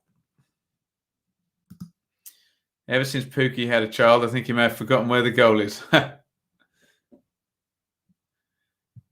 Maybe. No Vino tonight, Bazzi. I'm being good. Houghton will be gone soon if they don't improve. Less than 1.2 points per game. 1.2 points per game is fine if you're in a relegation battle. I don't know what the actual number is, but you'll be Forest will be safe if they do 1.2 for the rest of the season. But yeah, little slip at the moment for Forest. Headed clear by Bartley. Sam Hutchison is playing out of his skin.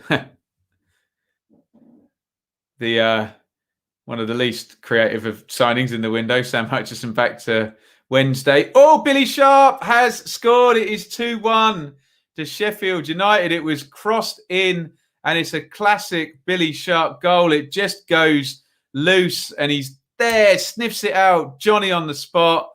Boof. 2-1 to Sheffield United. Billy Sharp, the goal machine, all his career, has done it again. Took me by surprise, came out of nowhere. So much so I've given West Brom the goal instead of Sheffield United. So Basham crosses in, and he's so quick onto it. I think, is that John Egan up there on the back post helping out? Basham puts the cross in. I think it is, and yeah, it definitely is. It goes loose, and then from then on, it's brilliant from Sharp. He's got a 10th of a second to hit that as it rolls to him, and he gets a really good contact outside of the right foot. Iain Brewster, big smile, celebrates that goal. He was just readying himself to come on, maybe for Billy Sharp. And the old master has done it again. 101 goals now for Sheffield United, and the Blades are possibly heading for a third win in 5, and they've come from behind. Conor Gallagher's come on for Matt Phillips. I don't think Iain Brewster has come on. I think they're going to wait a few more minutes now. The game state has changed. Goodness me. Are people going to start turning against Big Sam? I think they're already grumpy with him anyway. Oh, God, yeah, they're squad in the wage bill, Lewis. Definitely not a bottom six club, but in their first instance, just has to get him away from the bottom, doesn't he? And work from there. Good stuff, Blades. Didn't see that coming. I nearly missed it, Bazzy, for goodness sake. The fat lad from Sheffield. Tremendous corner for West Brom, headed out by Dave McGoldrick on the near post. Is it actually minus 33? That's ridiculous. Probably all from home games, aren't they? Hamza says, I think I had the smallest glimmer of hope we didn't have will be gone today. No way Allardyce is saving us. Oh, dear. I feel you, brother. Will, I'm worried about Bournemouth under Tyndall. We look tactically inept, heavily reliant on pure quality. I think we need to change before we're out of the race. Hope I'm wrong. We'll see. We'll definitely see, Will, after these next 4 or 5 games, because on paper, they're easier. And if you can't get a tune out of them in this one, then woof. Might be a fat lad, but he knows where the onion bag is. God, does he jest? Always has done, Billy Sharp, hasn't he? And the Blades lead 2-1. Should we have a look at the live league table? And they are making some kind of a go of this, aren't they? Like I said, 3 wins in 5. Have a look down the bottom there. They're going to be still 10 points off it. But, hey, they were miles adrift, weren't they? Didn't win any of their first 17, was it? Or 18 even? But now it is going to be 3 wins in the last 5 games. Goodness me.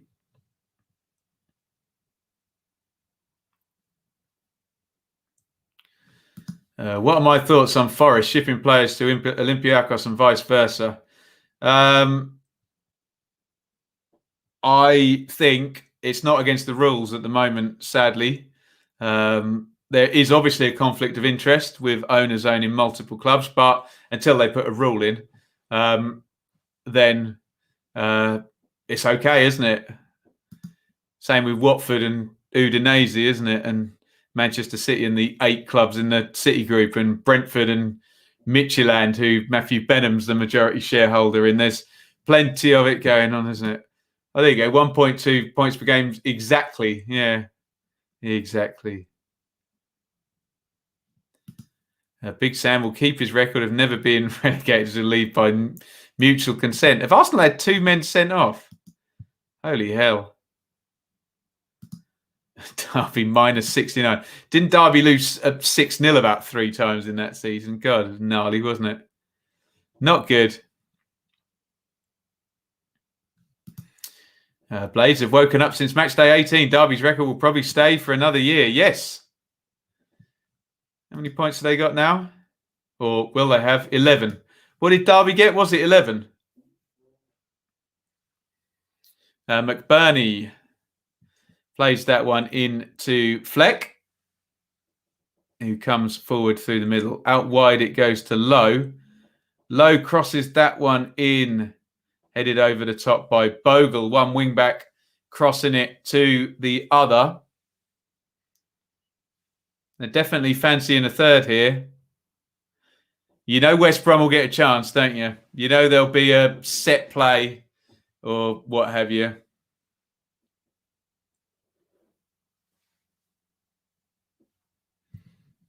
Oh, the keeper's gone as well. Goodness me. They got one on the bench. Rooney has 1.7. There you go.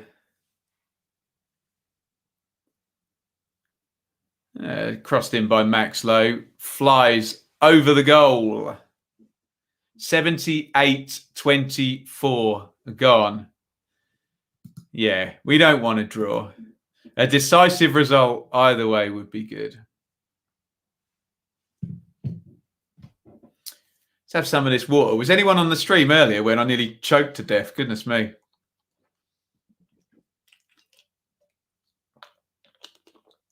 Always have water on hand.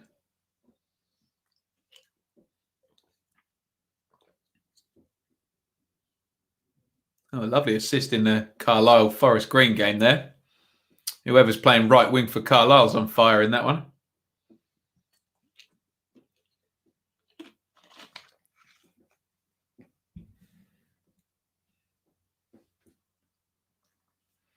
Here's Egan back at centre back.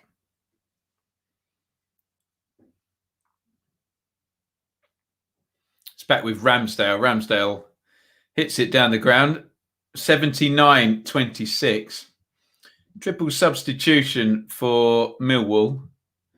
We'll just check in on that game actually as we speak. Millwall and Norwich are 0-0. And 78 minutes in.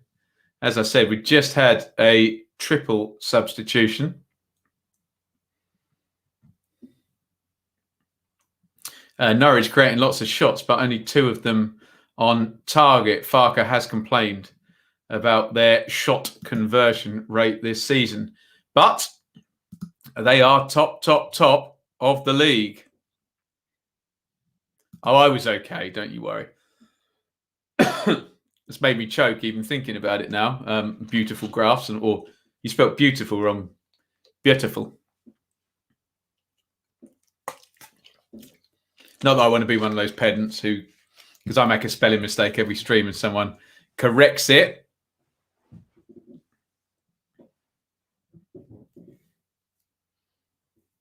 Throw in down the right-hand side for Sheffield United. Rhian Brewster's not coming on. I assume he was going to come on for Billy Sharp, and Wilder's sat him back down. What do you do, hey?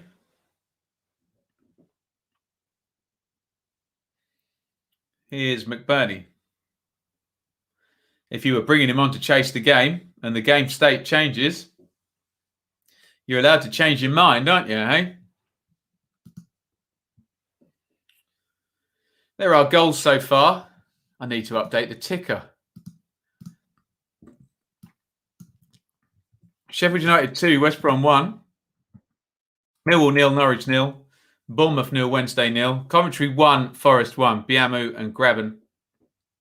Wickham 0. Birmingham 0. What a save from Etheridge. Ikpezu's shot goal was from inside the box. Takes a deflection and Etheridge makes a fantastic save, says the Birmingham Twitter. You can never really trust the club's Twitter. They're just as bad as you fans, aren't they? Every save is a great save. Every yellow card is a harsh decision. Yeah.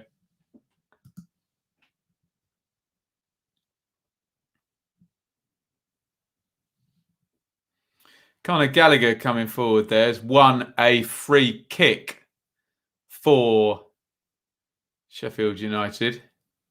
West Brom, excuse me. God, they had a couple of goes at him there. Be surprised if Fleck doesn't get a yellow card here. Lovely feet by Gallagher there. Horrible foul, actually. And Fleck rightfully gets booked for that one. Free kick to West Brom. It's about 40 yards out. There's 2 big guys. They've tried to split up the runners here, so I don't know where Pereira's going to put them. Robson Kanu's on his own. Ajayi's on his own, but then I think Townsend and Bartley have gone to one side. Ajayi's now moved over with them. Is that a decoy, though? Let's find out. No, it's not. Looking for Ajayi, who's so good on set plays, but McBurney does really well on the back post there against big Bartley. Just levers him off. Oh, Pompey have scored. Michael Jacobs, ex-Wigan player at Charlton. It's a big goal in, lovely finish actually, in League One. Could be a big result for Pompey up at the top in League One there. Going into the distance.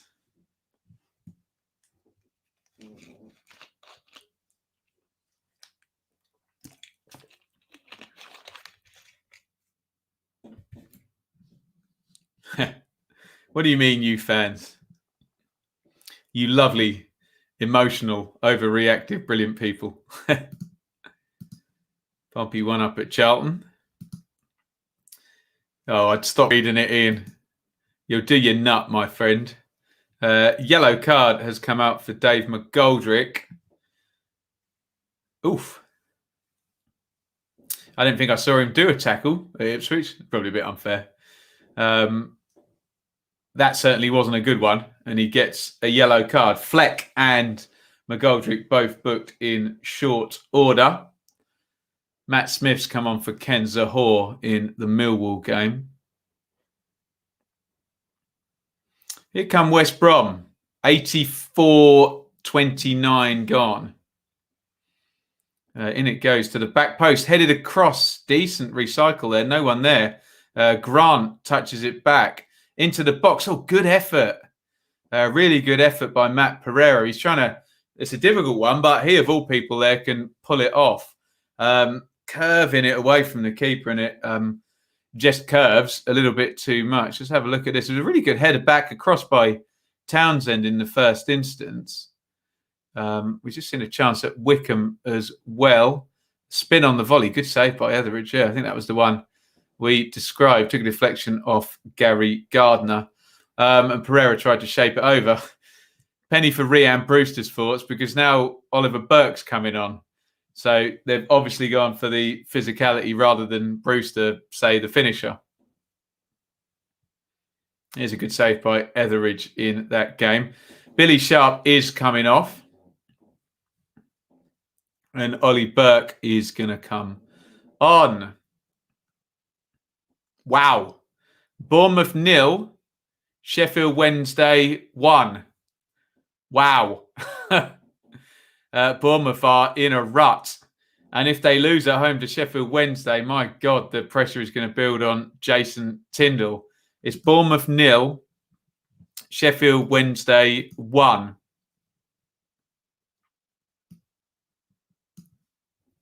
Potentially a big night, this one. And for those chasing the playoffs, your Blackburns, your Bristol Cities, on the edge there, etc., could be a quite pertinent goal. 1 minute before half-time, Wednesday take the lead.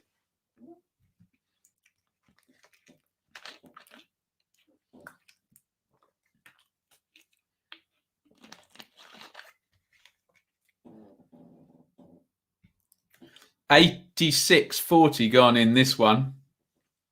West Brom not really created anything since they've been 2-1 down, other than that Pereira effort, which was a difficult chance, let's be honest. Ajayi goes home to Johnston. Right, I think we're about to see the Bournemouth Sheffield Wednesday. Oh, dear. It starts with Bournemouth playing out from the back. Oh, it's awful.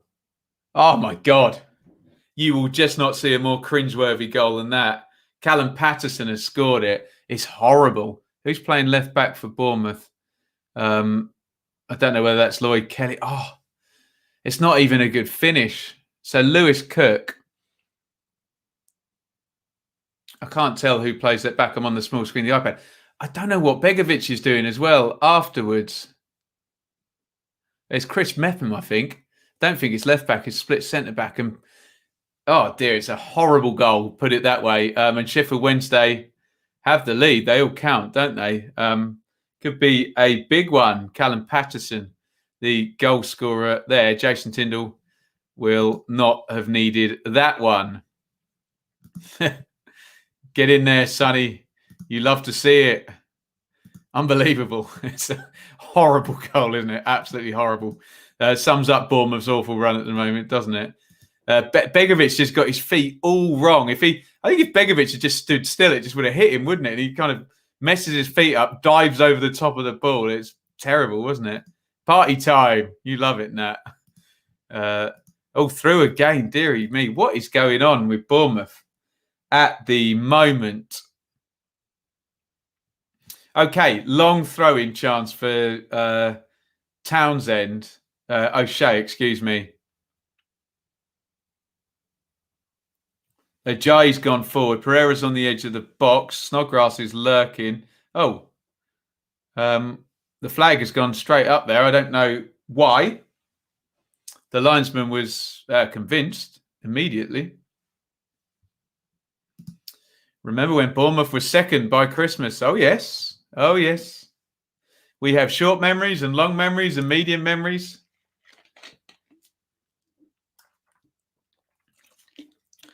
Big Sam is not pleased with that decision, as you can imagine. I didn't actually see what it was for, so I can't agree or disagree with Allardyce. I will plead the fifth, as ever, and exercise my right to do so. A long throw away for Sheffield United. We are 30 seconds away from the end of normal time.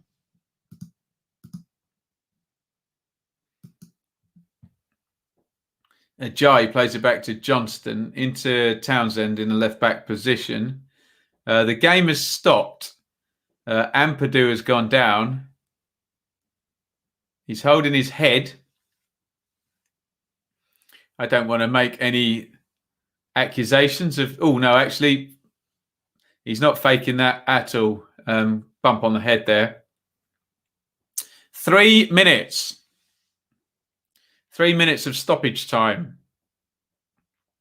Could be a very big win for Chris Wilder. Could be 9 points in 5 games. Gallagher's trying to make something happen. They're going to turn it over here, West Brom. They've got it. Here's Pereira. Nice ball by Pereira. Grant holds it up. Snodgrass, nice feet. One way and then the other. Excellent from Snodgrass. Townsend crosses to the near post. Not the best cross. Headed away. Bogle's looking for the foul. He doesn't need to get that. It's cleared. And a brilliant touch by Ollie Burke to control it. Oh, excellent from Burke. Brilliant play. And then Bogle in the end just has to launch it forward. 1 minute of stoppage time has been played. A big one into the channel.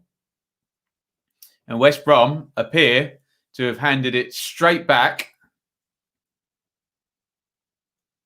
to Sheffield United. In fact, yeah, they've given a foul. When Bogle hoisted it forward, he was just caught late. How Robson-Kanu has to literally place the free kick. No criticism of Sheffield United. Every team in the country would do this at stoppage time in an important game. They've played for touch there, sort of, and given the ball away, Sheffield United. Right, throwing in the left-back position for West Brom. Townsend throws it down the line. Another throw for West Brom on halfway. And this is going to be the old Warnock trick, isn't it? Long throwing down the line to win a throw-in. No, he's gone backwards. Right, Ajayi now. 92 minutes gone. 1 minute of minimum stoppage time remaining. Ajayi has played that one long and it's gone out of play. So Sheffield United will try and take at least 30 seconds, you would think, over this free kick throw-in. Sammy Lee and Sam Allardyce check their watches. David Brooks hits one over the top just before half-time for Bournemouth. Yes, they did kill 30 seconds with the throw-in. West Brom. And now, there you go. They've won a free kick and they're about to flood the box. So there'll always be one chance, won't there? Could this be it? A chance to stick a free kick in the box. Sam Johnston, the keeper, is coming up from the back. Blades need to be firm with where they hold the line here.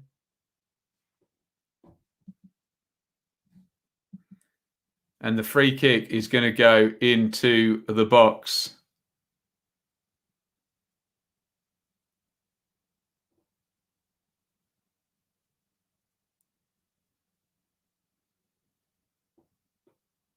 Pereira is going to put it in there. Pushing and a shoving. Ref's trying to sort it out. Johnston's up there with them. We're now up to 93-26. Surely they've got to win the header and clear it, and referee Tierney will blow his whistle. In it comes from Pereira. Last chance. Oh, it's fallen, and they have got it clear. He hasn't blown the whistle. Gallagher, can he recycle? Nice play by Gallagher. And there indeed is the full-time whistle. Billy Sharp with the winning goal. And what could be a very big win for Sheffield United, the dearly departed. A third win of 5 against another dearly departed team, West Brom. And let's see the numbers and what that does to the Premier League table at the bottom. And then we will focus purely on Championship stuff. Into stoppage time, by the way. Millwall and Norwich City 0-0 as it stands. Here are your numbers for Sheffield United versus West Brom. And I guess they deserved it in the end. The numbers seem to intimate that. 68% possession, 14 shots to 8, 6 to 4 on target, 9 corners to 2. But look at the one down the bottom there. 1 big chance to 3. However, the caveat to that is that for West Brom's goal, I think all 3 big chances would have come in that 10 seconds. First shot saved, second shot saved, third one goes in. I think they would have been the 3 big chances. Let's have a look at the bottom of the table as it stands. I'm just looking up at Gillette because we are in Norwich time now, aren't we? Where they've won a lot of games in stoppage time. You half expect that to happen, don't you? Blades up to 11 points, 1 behind West Brom and 3 behind Fulham. They just wanted to get competitive, didn't they? And they have indeed become competitive now. Obviously, they're still 10 points off safety, but I guess the first objective was to just catch up and not be adrift. And they have managed indeed to do that. Let's have a look at your comments as we just see what minute they are in the Norwich game.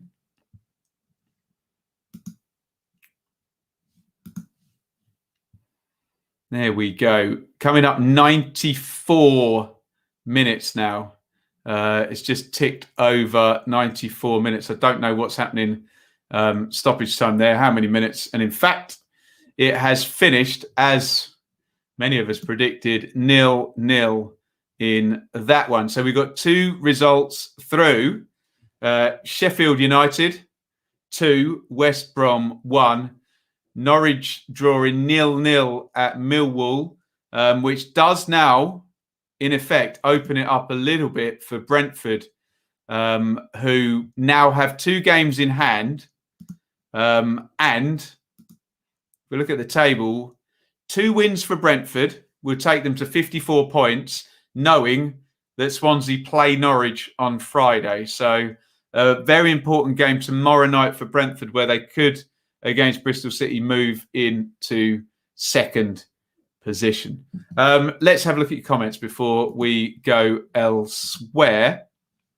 What I will do quickly is just see what's happening next on the TV, because we might need to make another purchase, mightn't we, to actually have something that's relevant to one of our teams. Dear oh me. Are they going to show us a late chance here in the Norwich Millwall game? I think they're just going to show us the final whistle. Oof, God. Wow. Jed Wallace had a, it was given away by a Krull, and he was about 40 yards out, but he just looked knackered when he hit it. But it was an open goal from a distance, it has to be said. Right. Let's have a look at your comments, and then we will focus in on the championship stuff. Right, what do we got? Alex says, can't believe this team that I branded our worst lineup since Chansiri came in has been fantastic for a game and a half thus far. Well, there you go. Hey, Neil Thompson for manager. What do you reckon? Let's pop that. Pop that on the big screen there. Jeff, you can come off the iPad. I remember when Bournemouth were 92nd. I do too, and had no money, dearie me. Only 2 shots for Bournemouth with none on target. Let's have a look at that first half for the Cherries. And it's a real slump now, isn't it? There are the first half stats. Oof. It's a 61% possession, but 3 shots to 7. 4 on target as well for Sheffield Wednesday.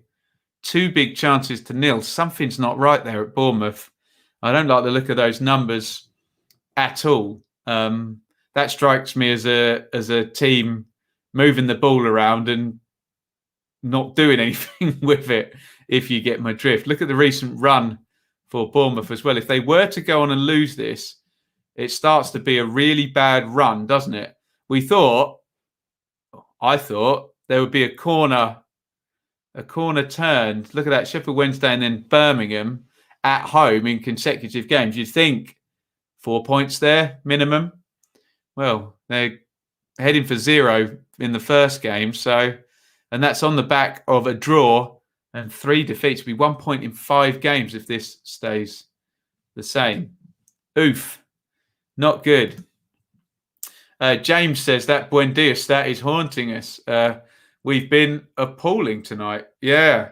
So the Michael Jordan theory still applies with Emi Buendia and Norwich, and they've got to go without him across to Swansea in the next game. So let me give you a new total. So it was 10 points from 12, which was 0.83. It's 11 from 13. There you go. 0.84 points per game for Norwich without Buendia. But you will see 38.64 points across a season projected when Norwich don't have Buendia. They are a relegation team when they've been in the Championship and he hasn't played. That might be damned lies and statistics, but it seems viable because every time he's not there, they can't win. Interesting. Bits, Sheffield United pulling off the biggest Premier League escape of all time. And why not? Still 10 points back, but they've made a hell of a start, haven't they, Bits? 9 points in 5 games for the Blades. I foresee Tyndall being sacked and reunited with Howe at Newcastle. There's a prediction, hey? Graham Jones is already up there, isn't he? I think Bournemouth's awful form is to apologise to Benjamin Bloom for proving him wrong. Yes, I've tried to get that out of the public domain. That in my pre-season 1 to 24 video, I thought there's always one year 1 parachute team that completely messes it up. And I thought it might be Bournemouth after Eddie Howe. I predicted they'd be 14th. Nowhere near that, obviously. But there was a point where they were second. They were going to completely mug me off. But there you go. Nearly 2 points a game for the Blades. That's pretty solid. Yeah, God. Down the bottom there, just the tide is so low in the Premier League that, you know, another 3 wins in the next 5 and another 9 points. And, you know, things will be looking up real rosy, won't they? The other thing with the Blades is they're winning all their winnable games at the moment, aren't they? Beat Newcastle, crazy win away at Man United, but they would have targeted this one. And the one thing I'll say about Fulham and West Brom, even Brighton to a certain extent, haven't beaten anybody down the bottom. Burnley have managed to do it. And, you know, now Sheffield United have done it twice. So you never know. Squeaky gum time for Big Sam. Absolutely. We're in Norwich time. There you go. That must have been a few minutes ago. Ended 0-0. Bad potentially for the Millers. There's a certain satisfaction in seeing Bournemouth struggle as their fans' podcast is a really Billy Big Head meltdown when they drew with us. What's their fan podcast called, Iain? I must check it out. Nat, great attacking half from Wednesday. Can they convert that excellent first half into a victory Wednesday? From all of you guys watching it, and from my cursory glance at the numbers, it looks like they're good value for their lead for sure. Can the Blades pull off a miracle? so far, yes. Should you have a look at their next fixtures, Sheffield United? See if there's... Let's see where the next three-pointer is coming from for Sheffield United. Not that we thought they'd get one at Old Trafford, and they did. So have a look on the split screen here, and you will see that they could have... Ouch. So the next game is against Chelsea and Thomas Tuchel at the weekend.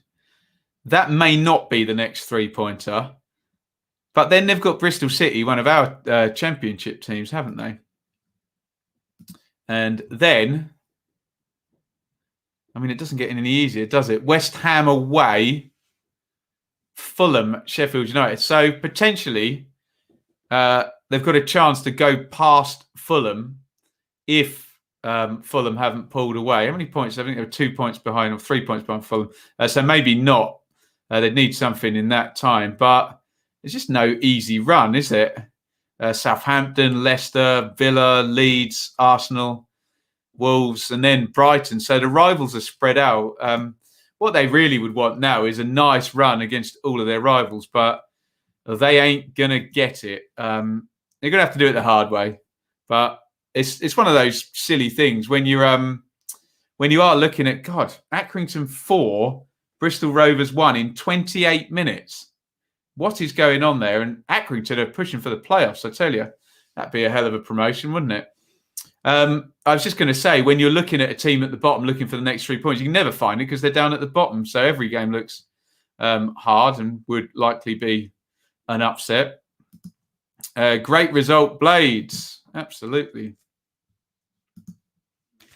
Blues been the better side in the first half, but fear we need to score when on top. Should have a look at the numbers in that one, John. Oh, that was a scary moment. Open bottle of water above keyboard. Never clever, is it? Knock me down with a feather. Clever Trevor. Name that tune. Neither have they not, or either have they got, to make a fool out of Trev. There is the first half figures. Oh, look at that.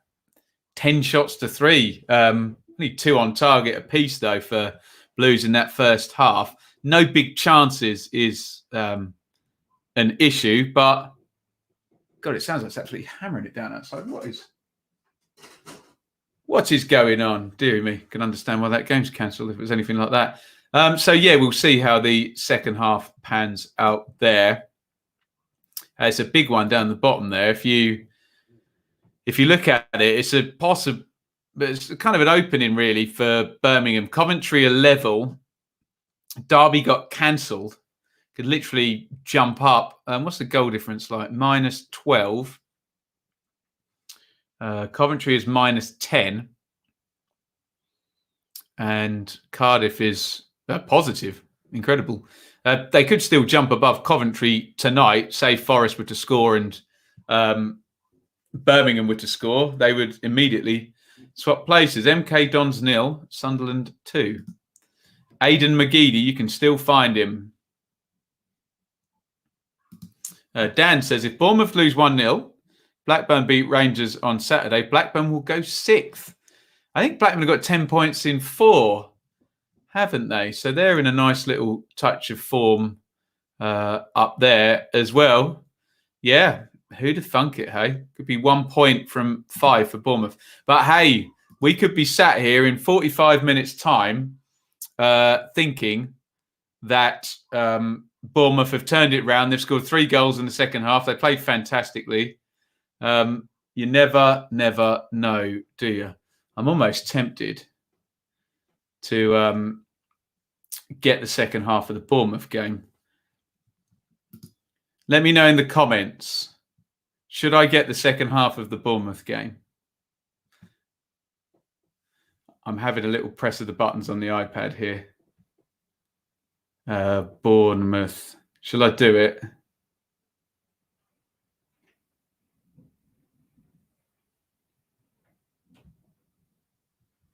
Bournemouth FC. Alistair says, yes. Anyone ever been to Aki? Horrible experience. Because Ipswich lost there in the FA Cup when I went. AFC Bournemouth. Yes, you should. And Tom, yes.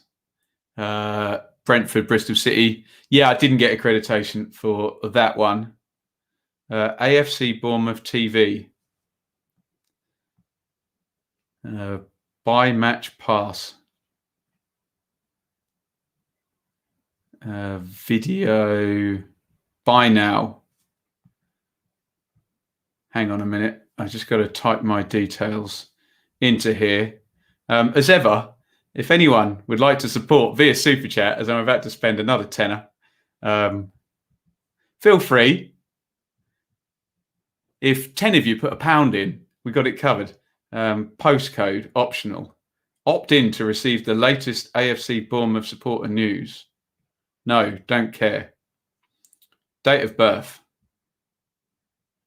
23/08.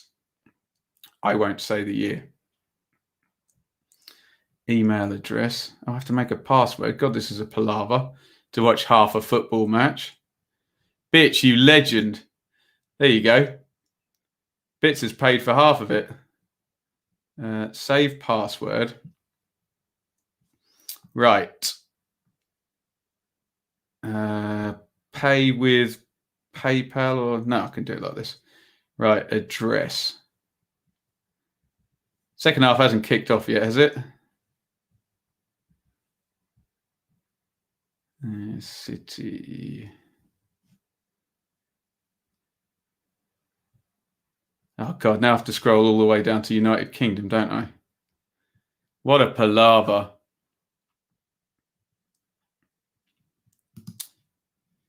Oh, I'll automatically get a refund for the other game. There we go.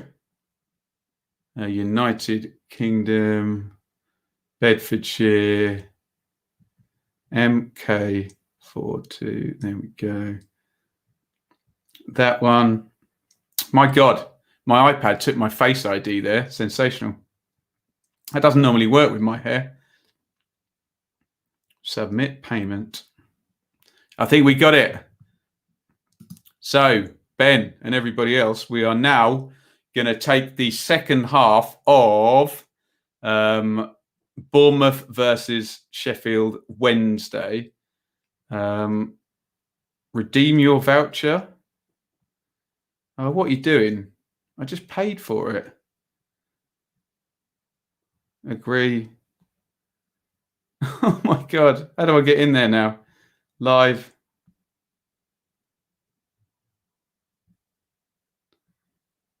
Oh, this is ridiculous. It won't let me in.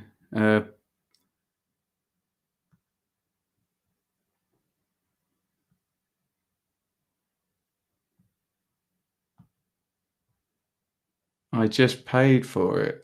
Oh, AFC Bournemouth TV. Where's the match centre? We'll get there in a sec, guys. Oh dear. Matches. First team.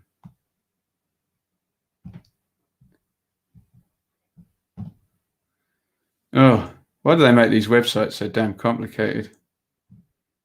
Live. Thank you, everybody. Yeah, I am in profit now. If only I could get in the damn stream.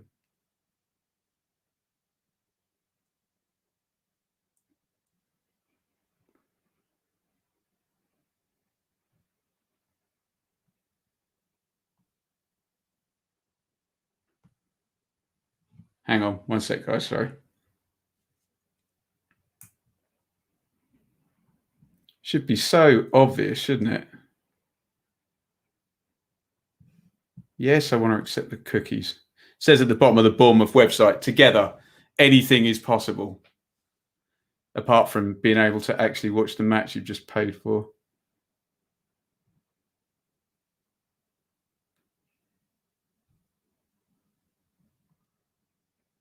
My God. Right, let's try it again. Surely it won't charge me twice.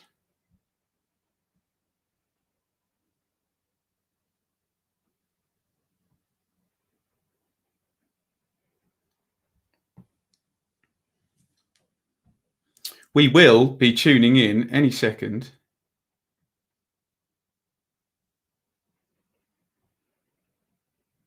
to Bournemouth versus Sheffield Wednesday.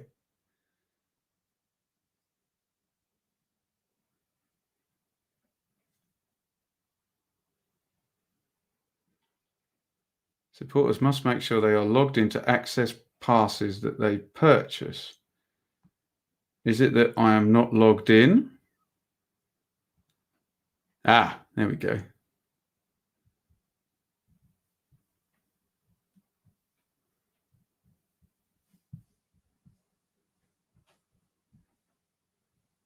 I think we're on the verge of a watch along.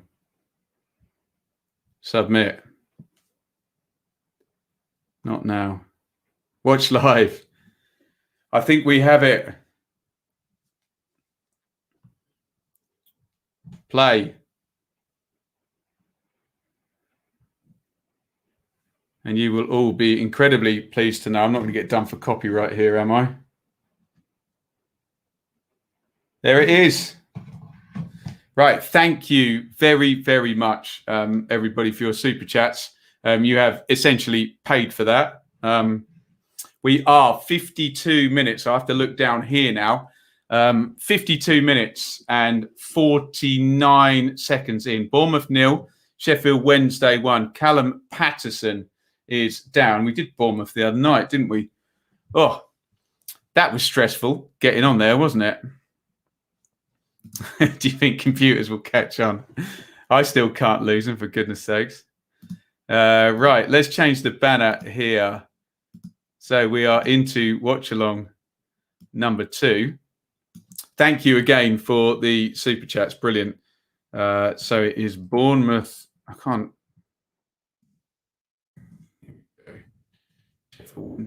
One. We are in. Right, Callum Patterson's down. So hopefully nothing was happening. Let's have a look at the teams so we can figure where we are going with this one. So Bournemouth in a 4-3-3. Begovic, Stacey, Metham, Cook, Kelly, Wilshere, the other Cook, Stanislas, Danjuma, Solanke, Brooks. Those were the starters. Let me look at the substitution because it looks like 3 of those guys has been pulled off. Smith on for Stacey, Lerma on for Wilshere, Surridge on for Solanke.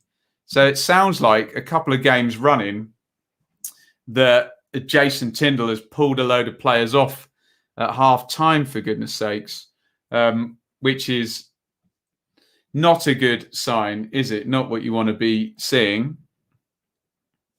Jordan Rhodes has come on for Wednesday as well. Right, we are go. Long ball forward by Wednesday. I might have to strain my eyes a little bit. It's on a smaller screen. They're into the box here down the right. Cut back, Rhodes. Oh, chance just blocked out there. Nearly straight into the action there, Jordan Rhodes. And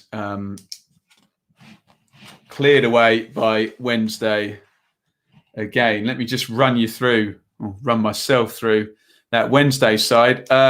Coventry 1, Nottingham Forest 2. Forest have the lead against Coventry. And they have come from behind Forest as well. We'll have a look on the other screen. I'm looking in 2 places at one time. If a man could be 2 places at one time, I'd be with you. Here. Right, let's have a look over here and we'll see the Forest goal. I do not as yet know the score. It's going to be a sort of 53rd minute goal. Michael Rowe's own goal. As Garner's played it out wide. I think Christie's run down the right-hand side. Oh, crossed in from the right. Grabbing behind Rose. And Rose can't sort his feet out and sticks it in to his own net. And Forest lead 2-1. Let's have a look and see what that does to the league table. I know I've got Bournemouth and Wednesday highlighted, but you will see Forest moving on to 29 points, 4 points above relegation. None of this, of course, bodes well for Birmingham at the moment, who are going to be 3 points away from the relegation zone. Newcastle 1, Crystal Palace 0. Benjamin, please don't say from unbelievable scenes. Here come Wednesday down the right. I must get these teams noted down. Thank you for your patience here. Let's have a look here. Do Bournemouth actually want to go up? Doesn't look like it, does it, Katie? Jordan Rose getting more than half hour of football, yes. Corner for Wednesday here. 57-12 on the clock. Bannon in left-footed, headed away on the near post. Bannon's got it again. He's going to have to cross with his right foot. He chooses not to. Bannon, nice little flick through. And I think, was it Hutchinson? I've got to get tuned into this game now, haven't I? And make a note of this team's. It was indeed, but he couldn't get the crossover. They had another go, though. They're just keeping it alive Wednesday. And it's, in the end, struck out for a goal kick by Matt Penny. We are 30 minutes away from another Sheffield Wednesday win. Let's think about that story, for goodness sakes, because what were they on? 13 points from 6, weren't they? So this would be 16 points from 7. Incredible form Wednesday in at the moment. They can't get out of the bottom 3 though, can they? It's what a -6 will do for you. Cook brings it out. Steve Cook for Bournemouth.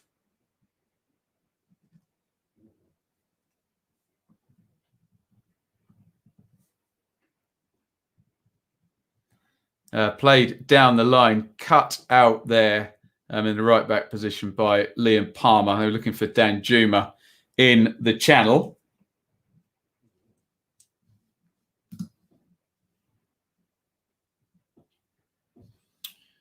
Red card for Southampton, 1 minute in. Ouch. Check the Southampton red card in your own time. What happened? Was it a dodgy one? Little attacking phase here for Bournemouth. Throwing down the right-hand side.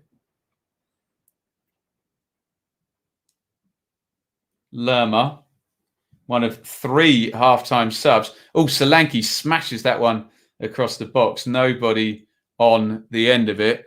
Looks like Pompey have equalised. No, Pompey have gone 3-1 up. Wow. 3-1 to Pompey against Charlton. Woof. Going to see that goal. Crossed in, half cleared. Cannon on the edge of the box. Yeah, smashes it in.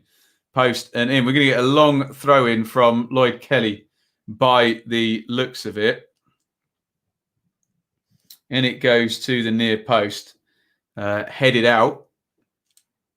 Kelly's got it back down the left and he's beaten Reach quite easily there. Kelly crosses it in, half cleared and then helped out by Pelupesi.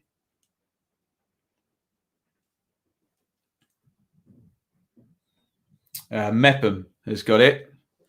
At fault for that goal, wasn't he? Goodness me. Here is Stanislas cutting in from the right. Lewis Cook, switch of play. Nicely done. Lloyd Kelly again down the left. Oh, poor cross by Kelly. Really poor. Just up and under in it to the far post. No good, I am afraid.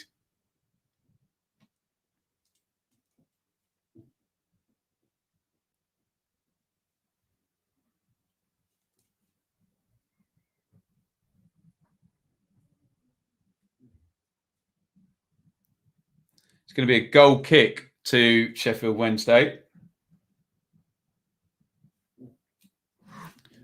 There is ex-Ipswich left-back Neil Thompson, the temporary manager of Sheffield Wednesday, or is he going to get the job? Who knows?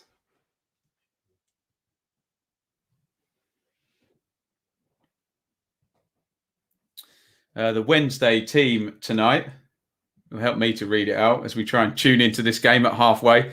Westwood in goal. Lees and Hutchison, the returning Hutchison, are the centre-backs. Forward for Bournemouth into the channel. They've won a corner there. Hutchison gives that one away. Pretty rudimentary stuff. Palmer, right back. Urhogid, if I'm pronouncing that right, is the left back. We got a corner for Bournemouth, by the way. Bannon and Pelupesi are the central midfielders. In comes the corner from Brooks, left-footed, headed away for another corner.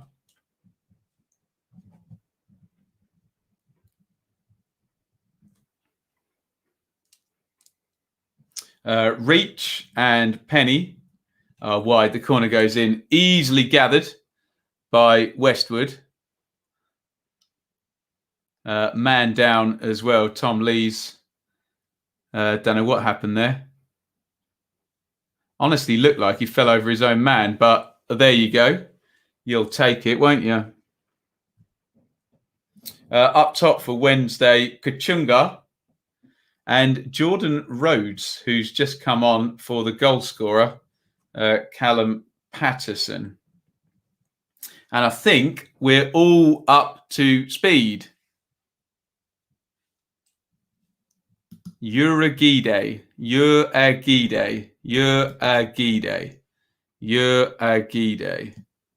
I'm sure I'll get it right in the end.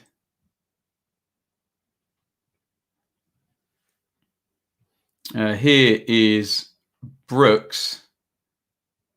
It's a free kick to Bournemouth.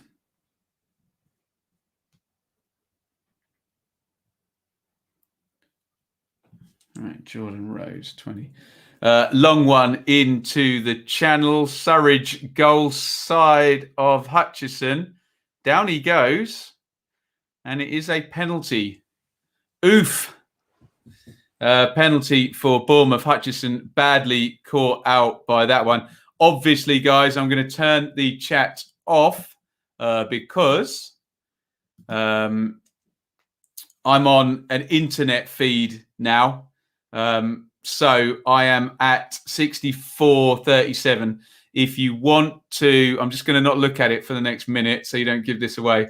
If you want to sync up with me, you can. Let me know in the chat. Junior Stanislas from the spot. Right-footed. Long run up. Hands on hips.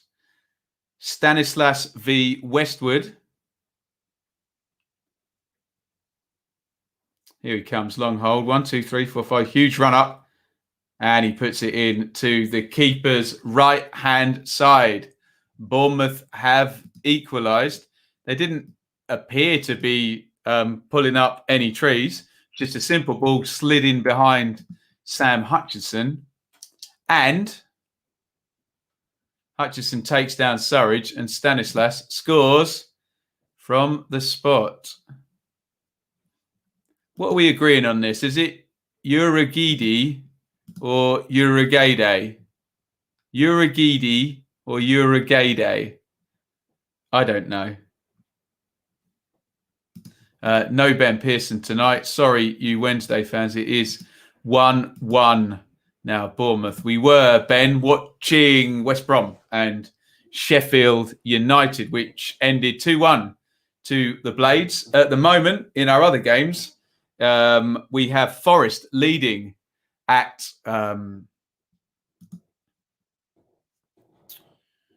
Coventry, and let me update that down the bottom there. The other two are 0-0. Erhog Hyde Hog hide. Deary me. Can't believe you fell for that. Stop it. You know me. I can't pronounce anything. Right, have we got that updated now? Boom. Guide.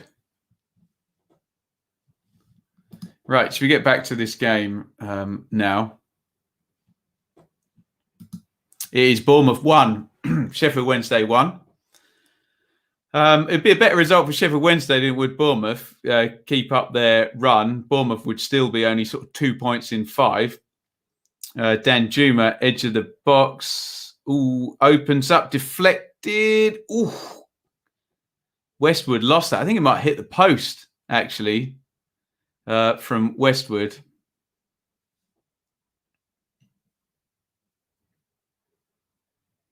Just loses it. iFollow's not going to let me see the replay, annoyingly. Corner for Bournemouth. Stanislas, right-footed from the right-hand side. Outswinger. Ooh, Lerma was there. Doesn't make contact with the header. Good save by Allsop in the Birmingham-Wickham game there. Set play, header flicked on. Forgive me, I couldn't see who by. San Jose, was it?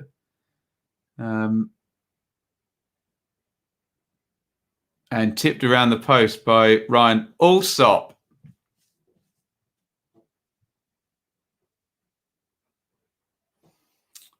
Oh, wide open space now down the right-hand side for Smith. Crosses that one in, headed clear by Tom Lees. And Bannon gets it out. Bournemouth on top in this one now. That is, however, well held. And down the right-hand side comes Reach. Lerma is going to clear. Is that Josh Windass? Did he come on without me noticing? He did. Much to my surprise, I didn't even realise he was on the pitch, for goodness sakes. 68-52 gone. Stanislas. Stanislas to Brooks. Wide it goes to Smith as well. Bournemouth looking much better since the goal, aren't they? But, as I say that, they've given the ball away. Hog Hide. Hog Hide. Hog Hide. Only one winner of this game now.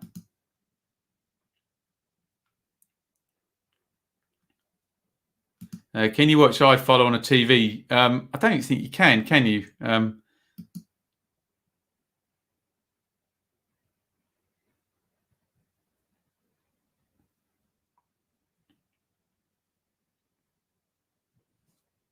Hooked clear by Steve Cook. Surridge wins it back. Lerma plays that one wide. And as suggested, they have appeared to reschedule. It's the official Derby County Twitter there. Can you read that? Derby Sky Bet Championship fixture at Rotherham United is being rearranged for Wednesday evening. So the game will take place tomorrow night. Long one forward. Stanislas brings it down, edge of the box. Stanislas tries to poke it through to Surridge. Surridge tries to backheel it. No good. And Wednesday are going to get it clear with Penny.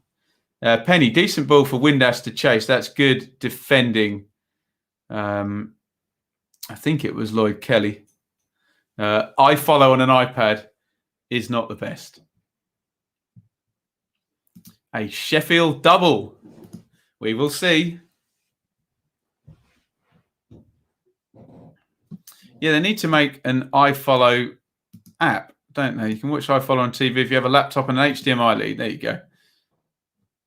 It's not really casting through the TV, is it? But you can send it that direction. Here is Kelly down the left-hand side. Tries the 1-2. And it falls short.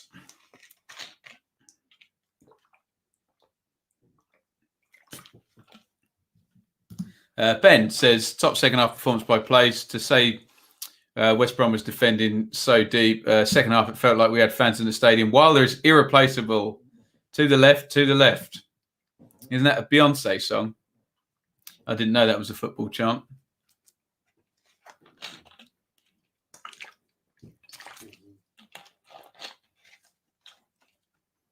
Here come Wednesday now. Down the left-hand side. Penny plays it inside to Bannon. Bannon back.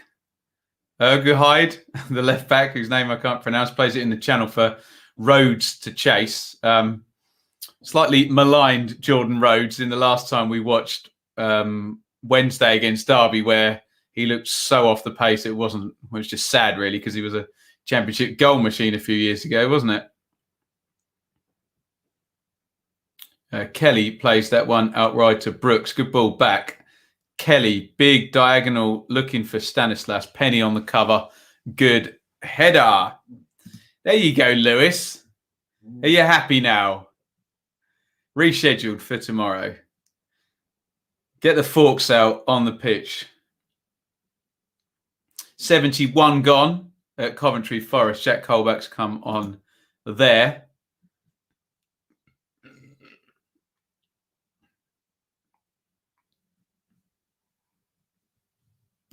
I haven't seen this. A lot of people are telling me about this. Can someone DM me the Southampton red card or tweet it to me?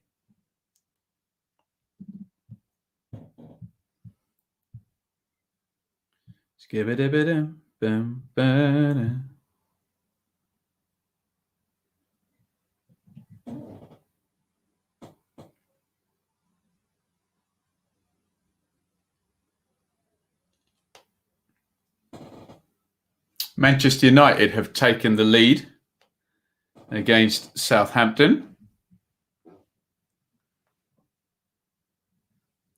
It's not a football chant. I like quoting Beyonce, up there with Nietzsche. Nice. It's water in the bottle, Bazzy. I got one of those Costco 40 bottles of water, but the bottles are too small. There's only about 3 sips. So I filled up a couple of Pepsi Max bottles as well. And then I get 600 mils.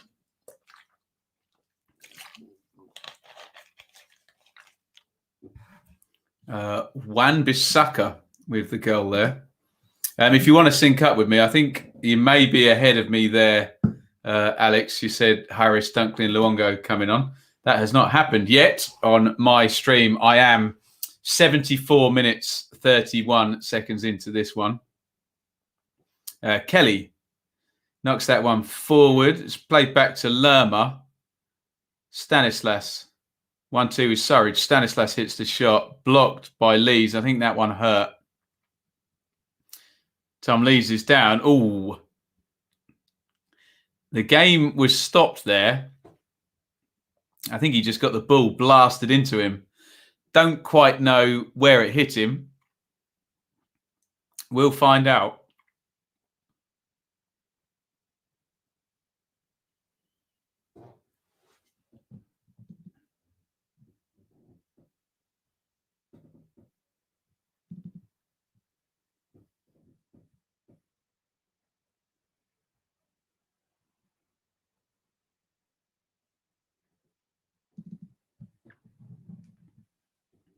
Right, I think these subs are going to happen soon. Yeah, there you go. Going to be a triple sub by Neil Thompson. Is that Nicky Weaver with him? Alex, or one of the Wednesday fans, will let me know. I once saw Nicky Weaver play one of the best goalkeeping performances I've ever seen. Newcastle won, Crystal Palace won in the Premier League. Leeds is still down. To be fair, we shouldn't take it lightly when someone charges down a shot, because I was at a game once. It was an Ipswich-Norwich game, actually, really big game. And who remembers Alex Notman? He charged down a Mark Venus free kick. It hit his ankle, shattered his ankle, and he never played again. Just turned his foot at the wrong time, and oof. Mason Greenwood, Manchester United goal scorer.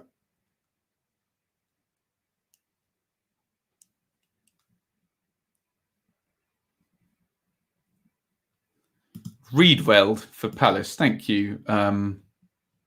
Noah with that one. Oh, is that you? And he's come through with this Southampton red card. Let's have a look. Or has he?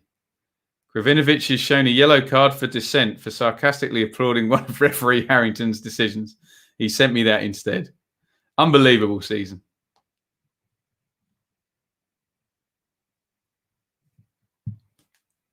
Smith, Brooks, Cook.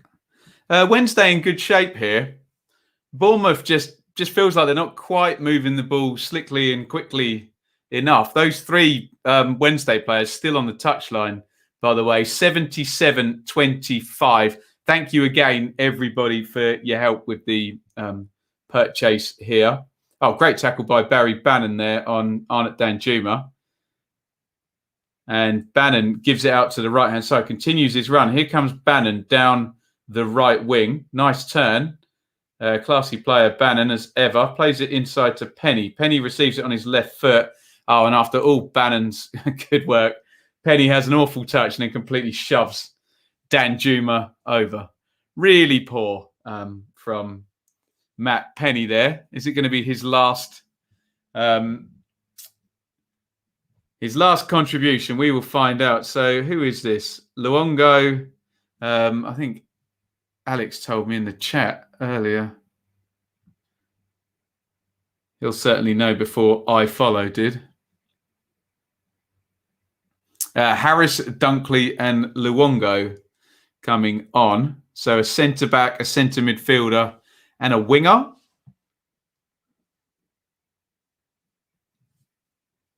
Palmer has come off. I think Kadeem Harris is going to play right back.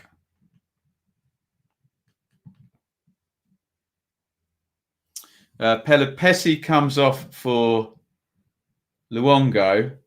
I'm assuming that Tom Lees went off for Che Dunkley, although they had him ready before Lees got hurt. So unless they've gone to a three at the back, I will double check that in just a second. Always say tremendous.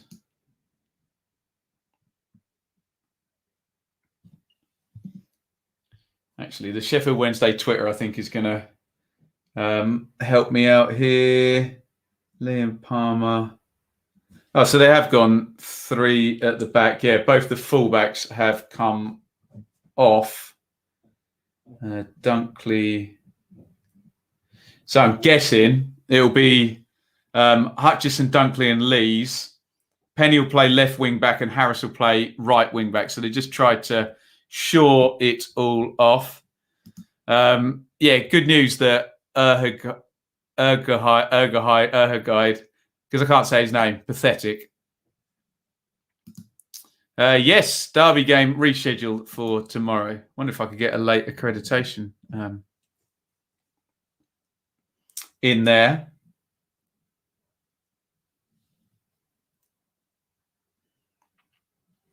Gary Cahill with a goal in the Premier League in 2021. Away at Newcastle, Palace lead 2-1 there. Good news for our dearly departed at the bottom there. Here's Stanislas, just back from the halfway line. Lerma switches the play. It's a poor ball. Lloyd Kelly doesn't look very happy with that one. 80 minutes gone. Just having a look at an incident between Lerma and Windass that I think referee let go. Manchester United have scored, gone 2-0 up against Southampton at the top of the Premier League. Anyone watching Birmingham or Wickham, let us know. Still 0-0 there. Let us know what is happening. What is happening here? Chris Mepham has it centre-back position. Loads of grass in front of him. Wednesday back in shape. Lewis Cook plays that out to Smith. Smith inside to Mepham. One of the many players off the Brentford production line there.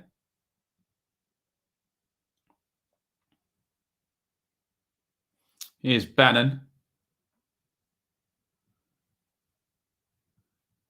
Bannon with the back pass there. And I think Dunkley caught one of the Bournemouth players on his way through. Bannon, interesting one there. So Bannon played the back pass. And Dunkley caught, was it Surridge?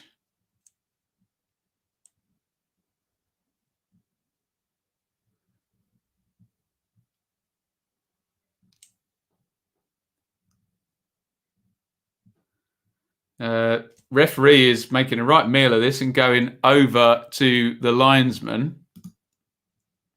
Having a good old chat. Referee is referee Woolmer. He's got his cards out. Dunkley is going to be facing some kind of a sanction, a yellow card. A replay would be nice. And it's a free kick to Bournemouth. So Bannon with the back pass. Oh, to be fair, refs called that one right. Yeah, Dunkley, a little bit naughty. They've got that exactly right, actually. Just puts his hand out to just stop Surridge going through. It was never going to be a red because Surridge was never getting anywhere near the ball. So it couldn't be denial of an obvious goal-scoring opportunity. But silly from Dunkley. But I think referee Woolmer's got that one right. Free kick and a yellow card. Yes, Brooks still on. Agent Metham. Don't worry. Yeah, that was the right call, I think. Rotherham waterlogged pitch. Tyler. Stanislas and Brooks over the free kick.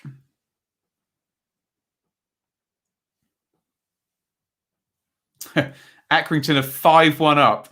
Absolutely putting Ipswich to shame in that division.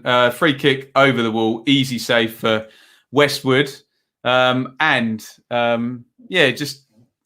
a bit of pressure, all of their own making there with Bannon's back pass, which, let's be honest, would have got through without Dunkley. But Dunkley knew what he was doing and just wanted to make sure. Should Millwall have had a penalty? They were showing something at the end, Paula, on a Mill. I haven't had a look at it. Chris will tell you. He would have been watching it. I've retweeted the red card. Let's have a look at this, Chris. What's your Twitter handle? And am I following you? There you are. Oh. Oh, crikey.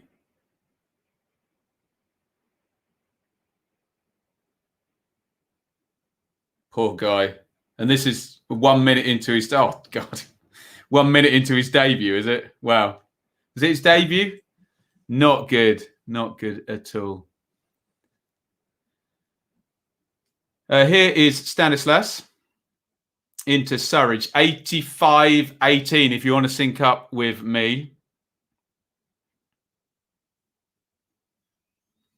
Big diagonal from Mepham.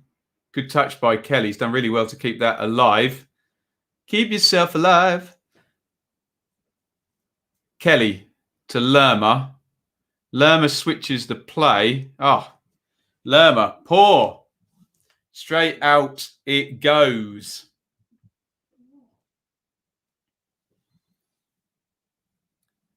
Wallace pulled back. Ref wasn't great. Millwall, 2 good shouts for a penalty. Ref was shocking. All leagues, refs are awful. There we go. As I always say, if only we had a video replay system to help them out, that everyone could get behind. Rodrigo Riquelme, is that coming on? I took my eyes off the prize. Riquelme on 4. God, I follow is terrible, isn't it? I'll look on my phone. Stanislas. Riquelme on for Stanislas.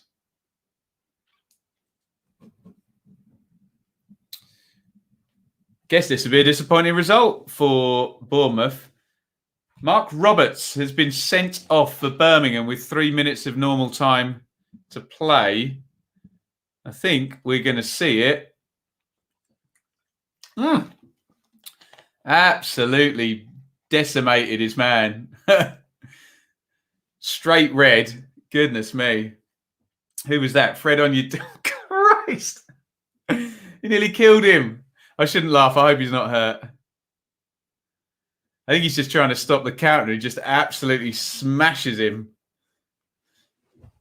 In the 1970s, that would have got a round of applause, but in 2021, it's a red card. 87-22 gone in Bournemouth Wednesday. Smith, Riquelme, Lerma down the right. Lerma's not been too accurate with his passing in recent minutes. Mepham, just no urgency to Bournemouth, no fizz to their attacking. Can Steve Cook add some? Looks like it. He played it wide to Lloyd Kelly, but they've turned it over, and now here comes Adam Reach. Kelly's got good pace, chases him back, good defending by Kelly. Good feet, though, by Reach to keep the ball alive. Harris, oh, lovely 1-2. Great football by the two Wednesday wide players there, Reach and Harris. Harris step over, drives forward. Harris into Rhodes. Rhodes hits the shot out for a corner. Dangerous counter attack there by Wednesday. Really good play by Reach and Harris down the right-hand side.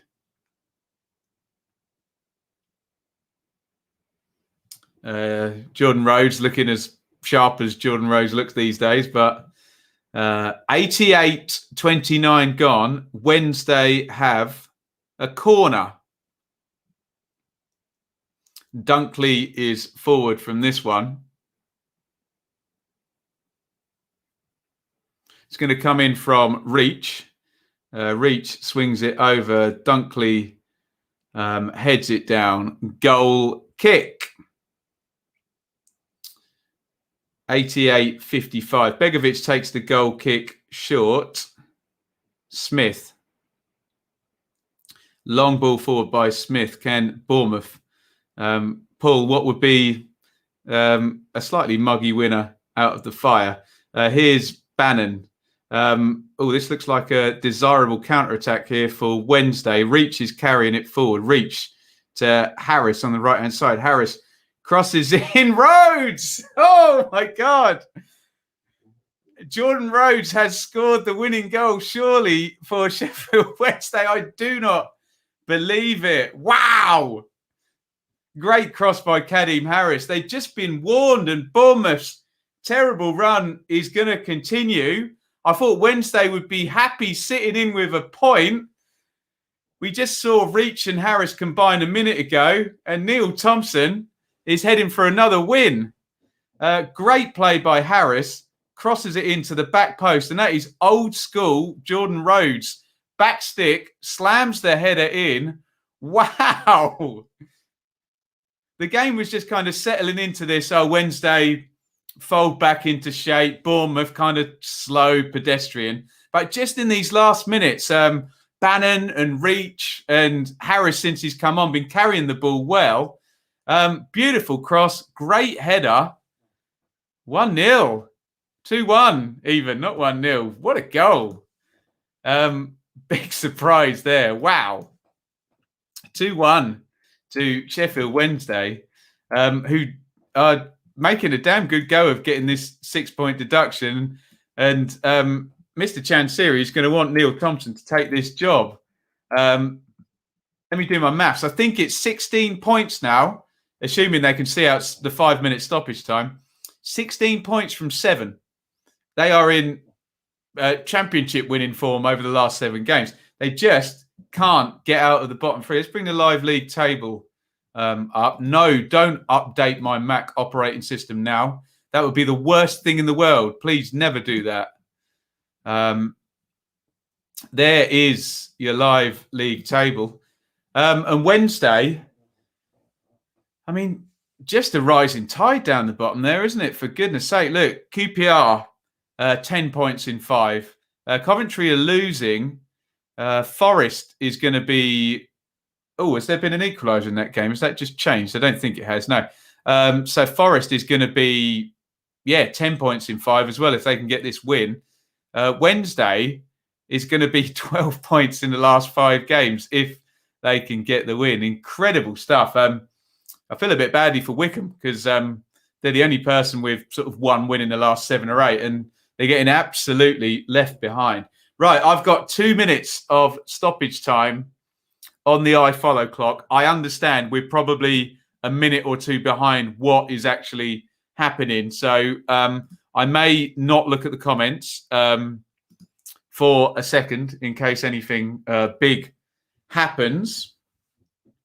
But it could be another big result and a bad result for Jason Tyndall.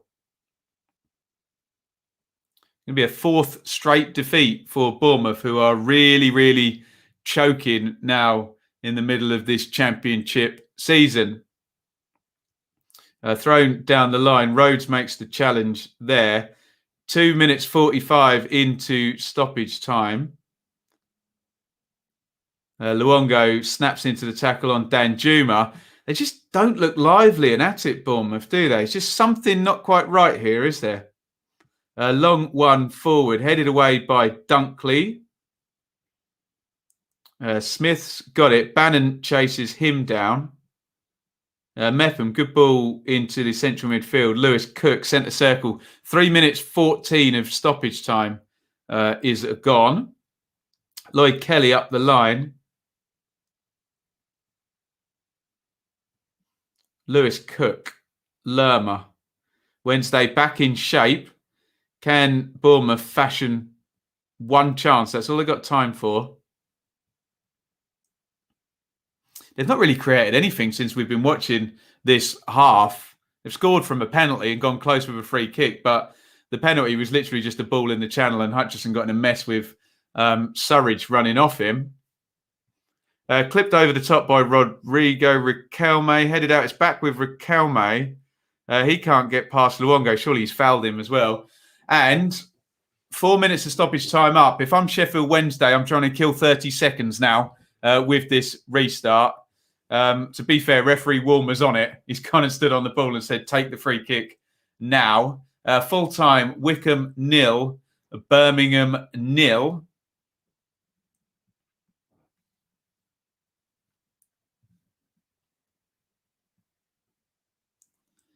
Would it be a double if Wednesday get the win? Wow.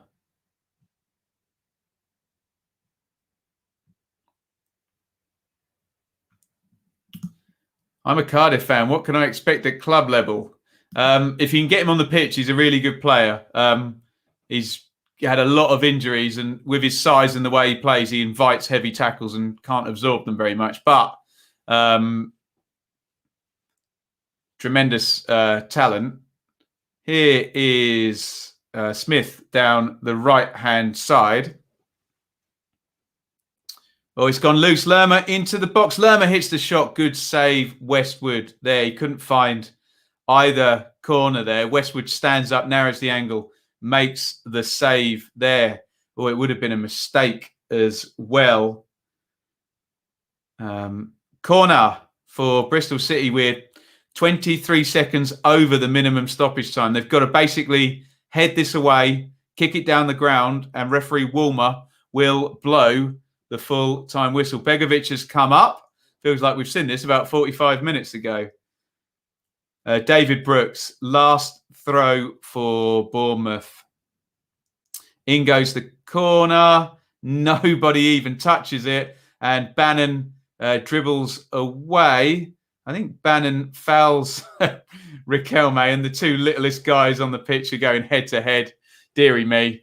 I think that would be a lightweight boxing match, Riquelme versus Bannon. But Bannon knows what he's doing. He's just killing some time here. And surely now, referee Woolmer, is he going to blow? Both linesmen have come over. I think he might have called full time. Yes, he has. Full time. And Sheffield Wednesday win again. They are in fine form. 16 points from 7 games. Jason Tyndall, I'm really worried about now. He's having a bad run. The side don't look at it. There's been ins and outs in this transfer window. He's an inexperienced manager. He needs some help. He needs a win. And God, is this nonsense still going on between Riquelme and Bannon? And he's lost again. Goodness me. I think we're all there with the results in the Championship.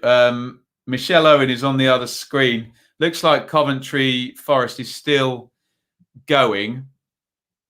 Yeah, that is the only game still going. Let's have a look at the live league table.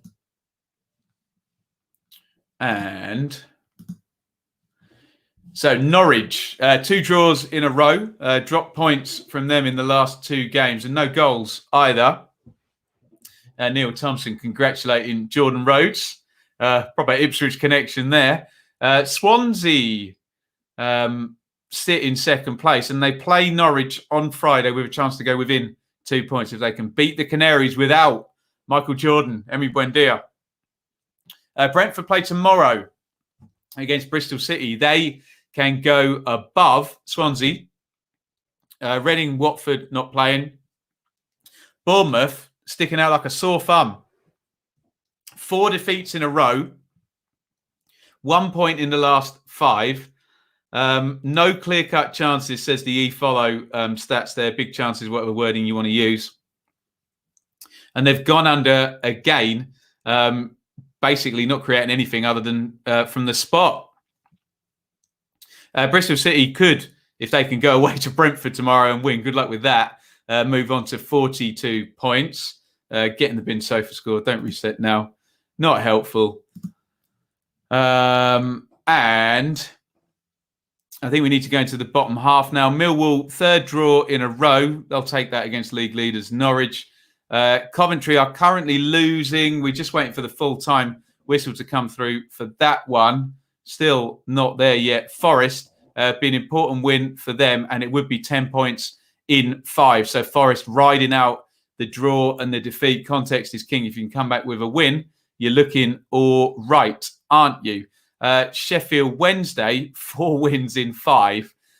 So that's 12 points from those 5 games. There's another 4 points from the previous 2 games as well. It's 16 points in 7 games for the Owls, who are in outstanding form. But unfortunately for them, Darby, Forest, Coventry and QPR have all been scoring points above them. Only Birmingham slip sliding down, and they've only got the single point today, and they are now 3 off relegation. Wickham well adrift, 12 points adrift now after tonight. And Rotherham, well, games in hand, ahoy for Rotherham. But remember, do not add 3 points on when you see a game in hand. It doesn't work quite like that. Let's have a look at your comments. I never slagged off Rhodes, did I? He's just kind of milling around, not really getting close to anything, and then sticks a header in. Beautiful stuff. Penalty to United, goodness me. Brentford will be Spursy. What, as in they'll choke? Who knows? James, thank you for your super chat, my friend. Very, very kind. Disappointed with no result, but you softened the blow. Thank you, James. Join us tomorrow. I'm sure James will be around for the review show. Midday, I guess. Let me know. Might have a sleep in tomorrow. Feeling a little bit tired. Is it 5-0? Goodness me. All I'll say is free the Ipswich 9. Despite what the table says, the fact we are technically on 31 points, the points per game is not that of a relegation team. But 6 points deduction is 6 points deduction. You've got to get over that hump in the end. Right. I have been on ages, 3 hours and 15 minutes. Thank you, everybody, for joining me for the SuperStream. Thank you again. Every time I've gone into a club I follow and paid for the stream, you guys have immediately super chatted me the money. So thank you for covering that that expense for me. Very, very kind. We will be back tomorrow. If you're on Patreon, the shout out will go out for Q&A questions tomorrow. Get those questions in and we'll make the weekly Patreon Q&A on Thursday. It'll be review stream in the middle of the day and we'll be back for Brentford, Bristol City tomorrow night. Thank you, everybody. Yeah, fake news sin bin needs to be opened up. We not opened it up yet. Let me just press the button because I like hearing the sound. There we go. Thank you, Jam, Leeds, Alex, Glenn, AJ, Alex, Joe, Anir, Noah, Bazzy up there, Paula, Joel. Brilliant stuff. Thank you, everybody. Come and join us tomorrow. So I'll advertise the stream. It'll either be midday or 1. I'll put a poll up. Let me know what you prefer, midday or 1 tomorrow. Thank you, Joel. Half price train spotter and football fan. Mr. E, thank you for signing up on Patreon, Mr. E. Stick a question in. Get involved in the Q&A over on there. And I will say thank you, everybody, for watching. And oh God, we've got to give David a shout out before we go, haven't we? David, our SuperStream sponsor, fan of the channel, have your support, great content. Thank you to him. And with all of that being said, it is over and out from me. Thank you so much for watching. If you enjoyed this video, please hit the like button to see more videos from this channel. Hit the subscribe button and to be notified every time we upload. Ring the bell for those notifications to come through on your device. If you really want to support the channel and me as a content creator, I will be eternally grateful if you head over to the merch store and grab something, or support over on Patreon, patreon.com/Benjamin Bloom. Thank you for your time. Go and watch another video.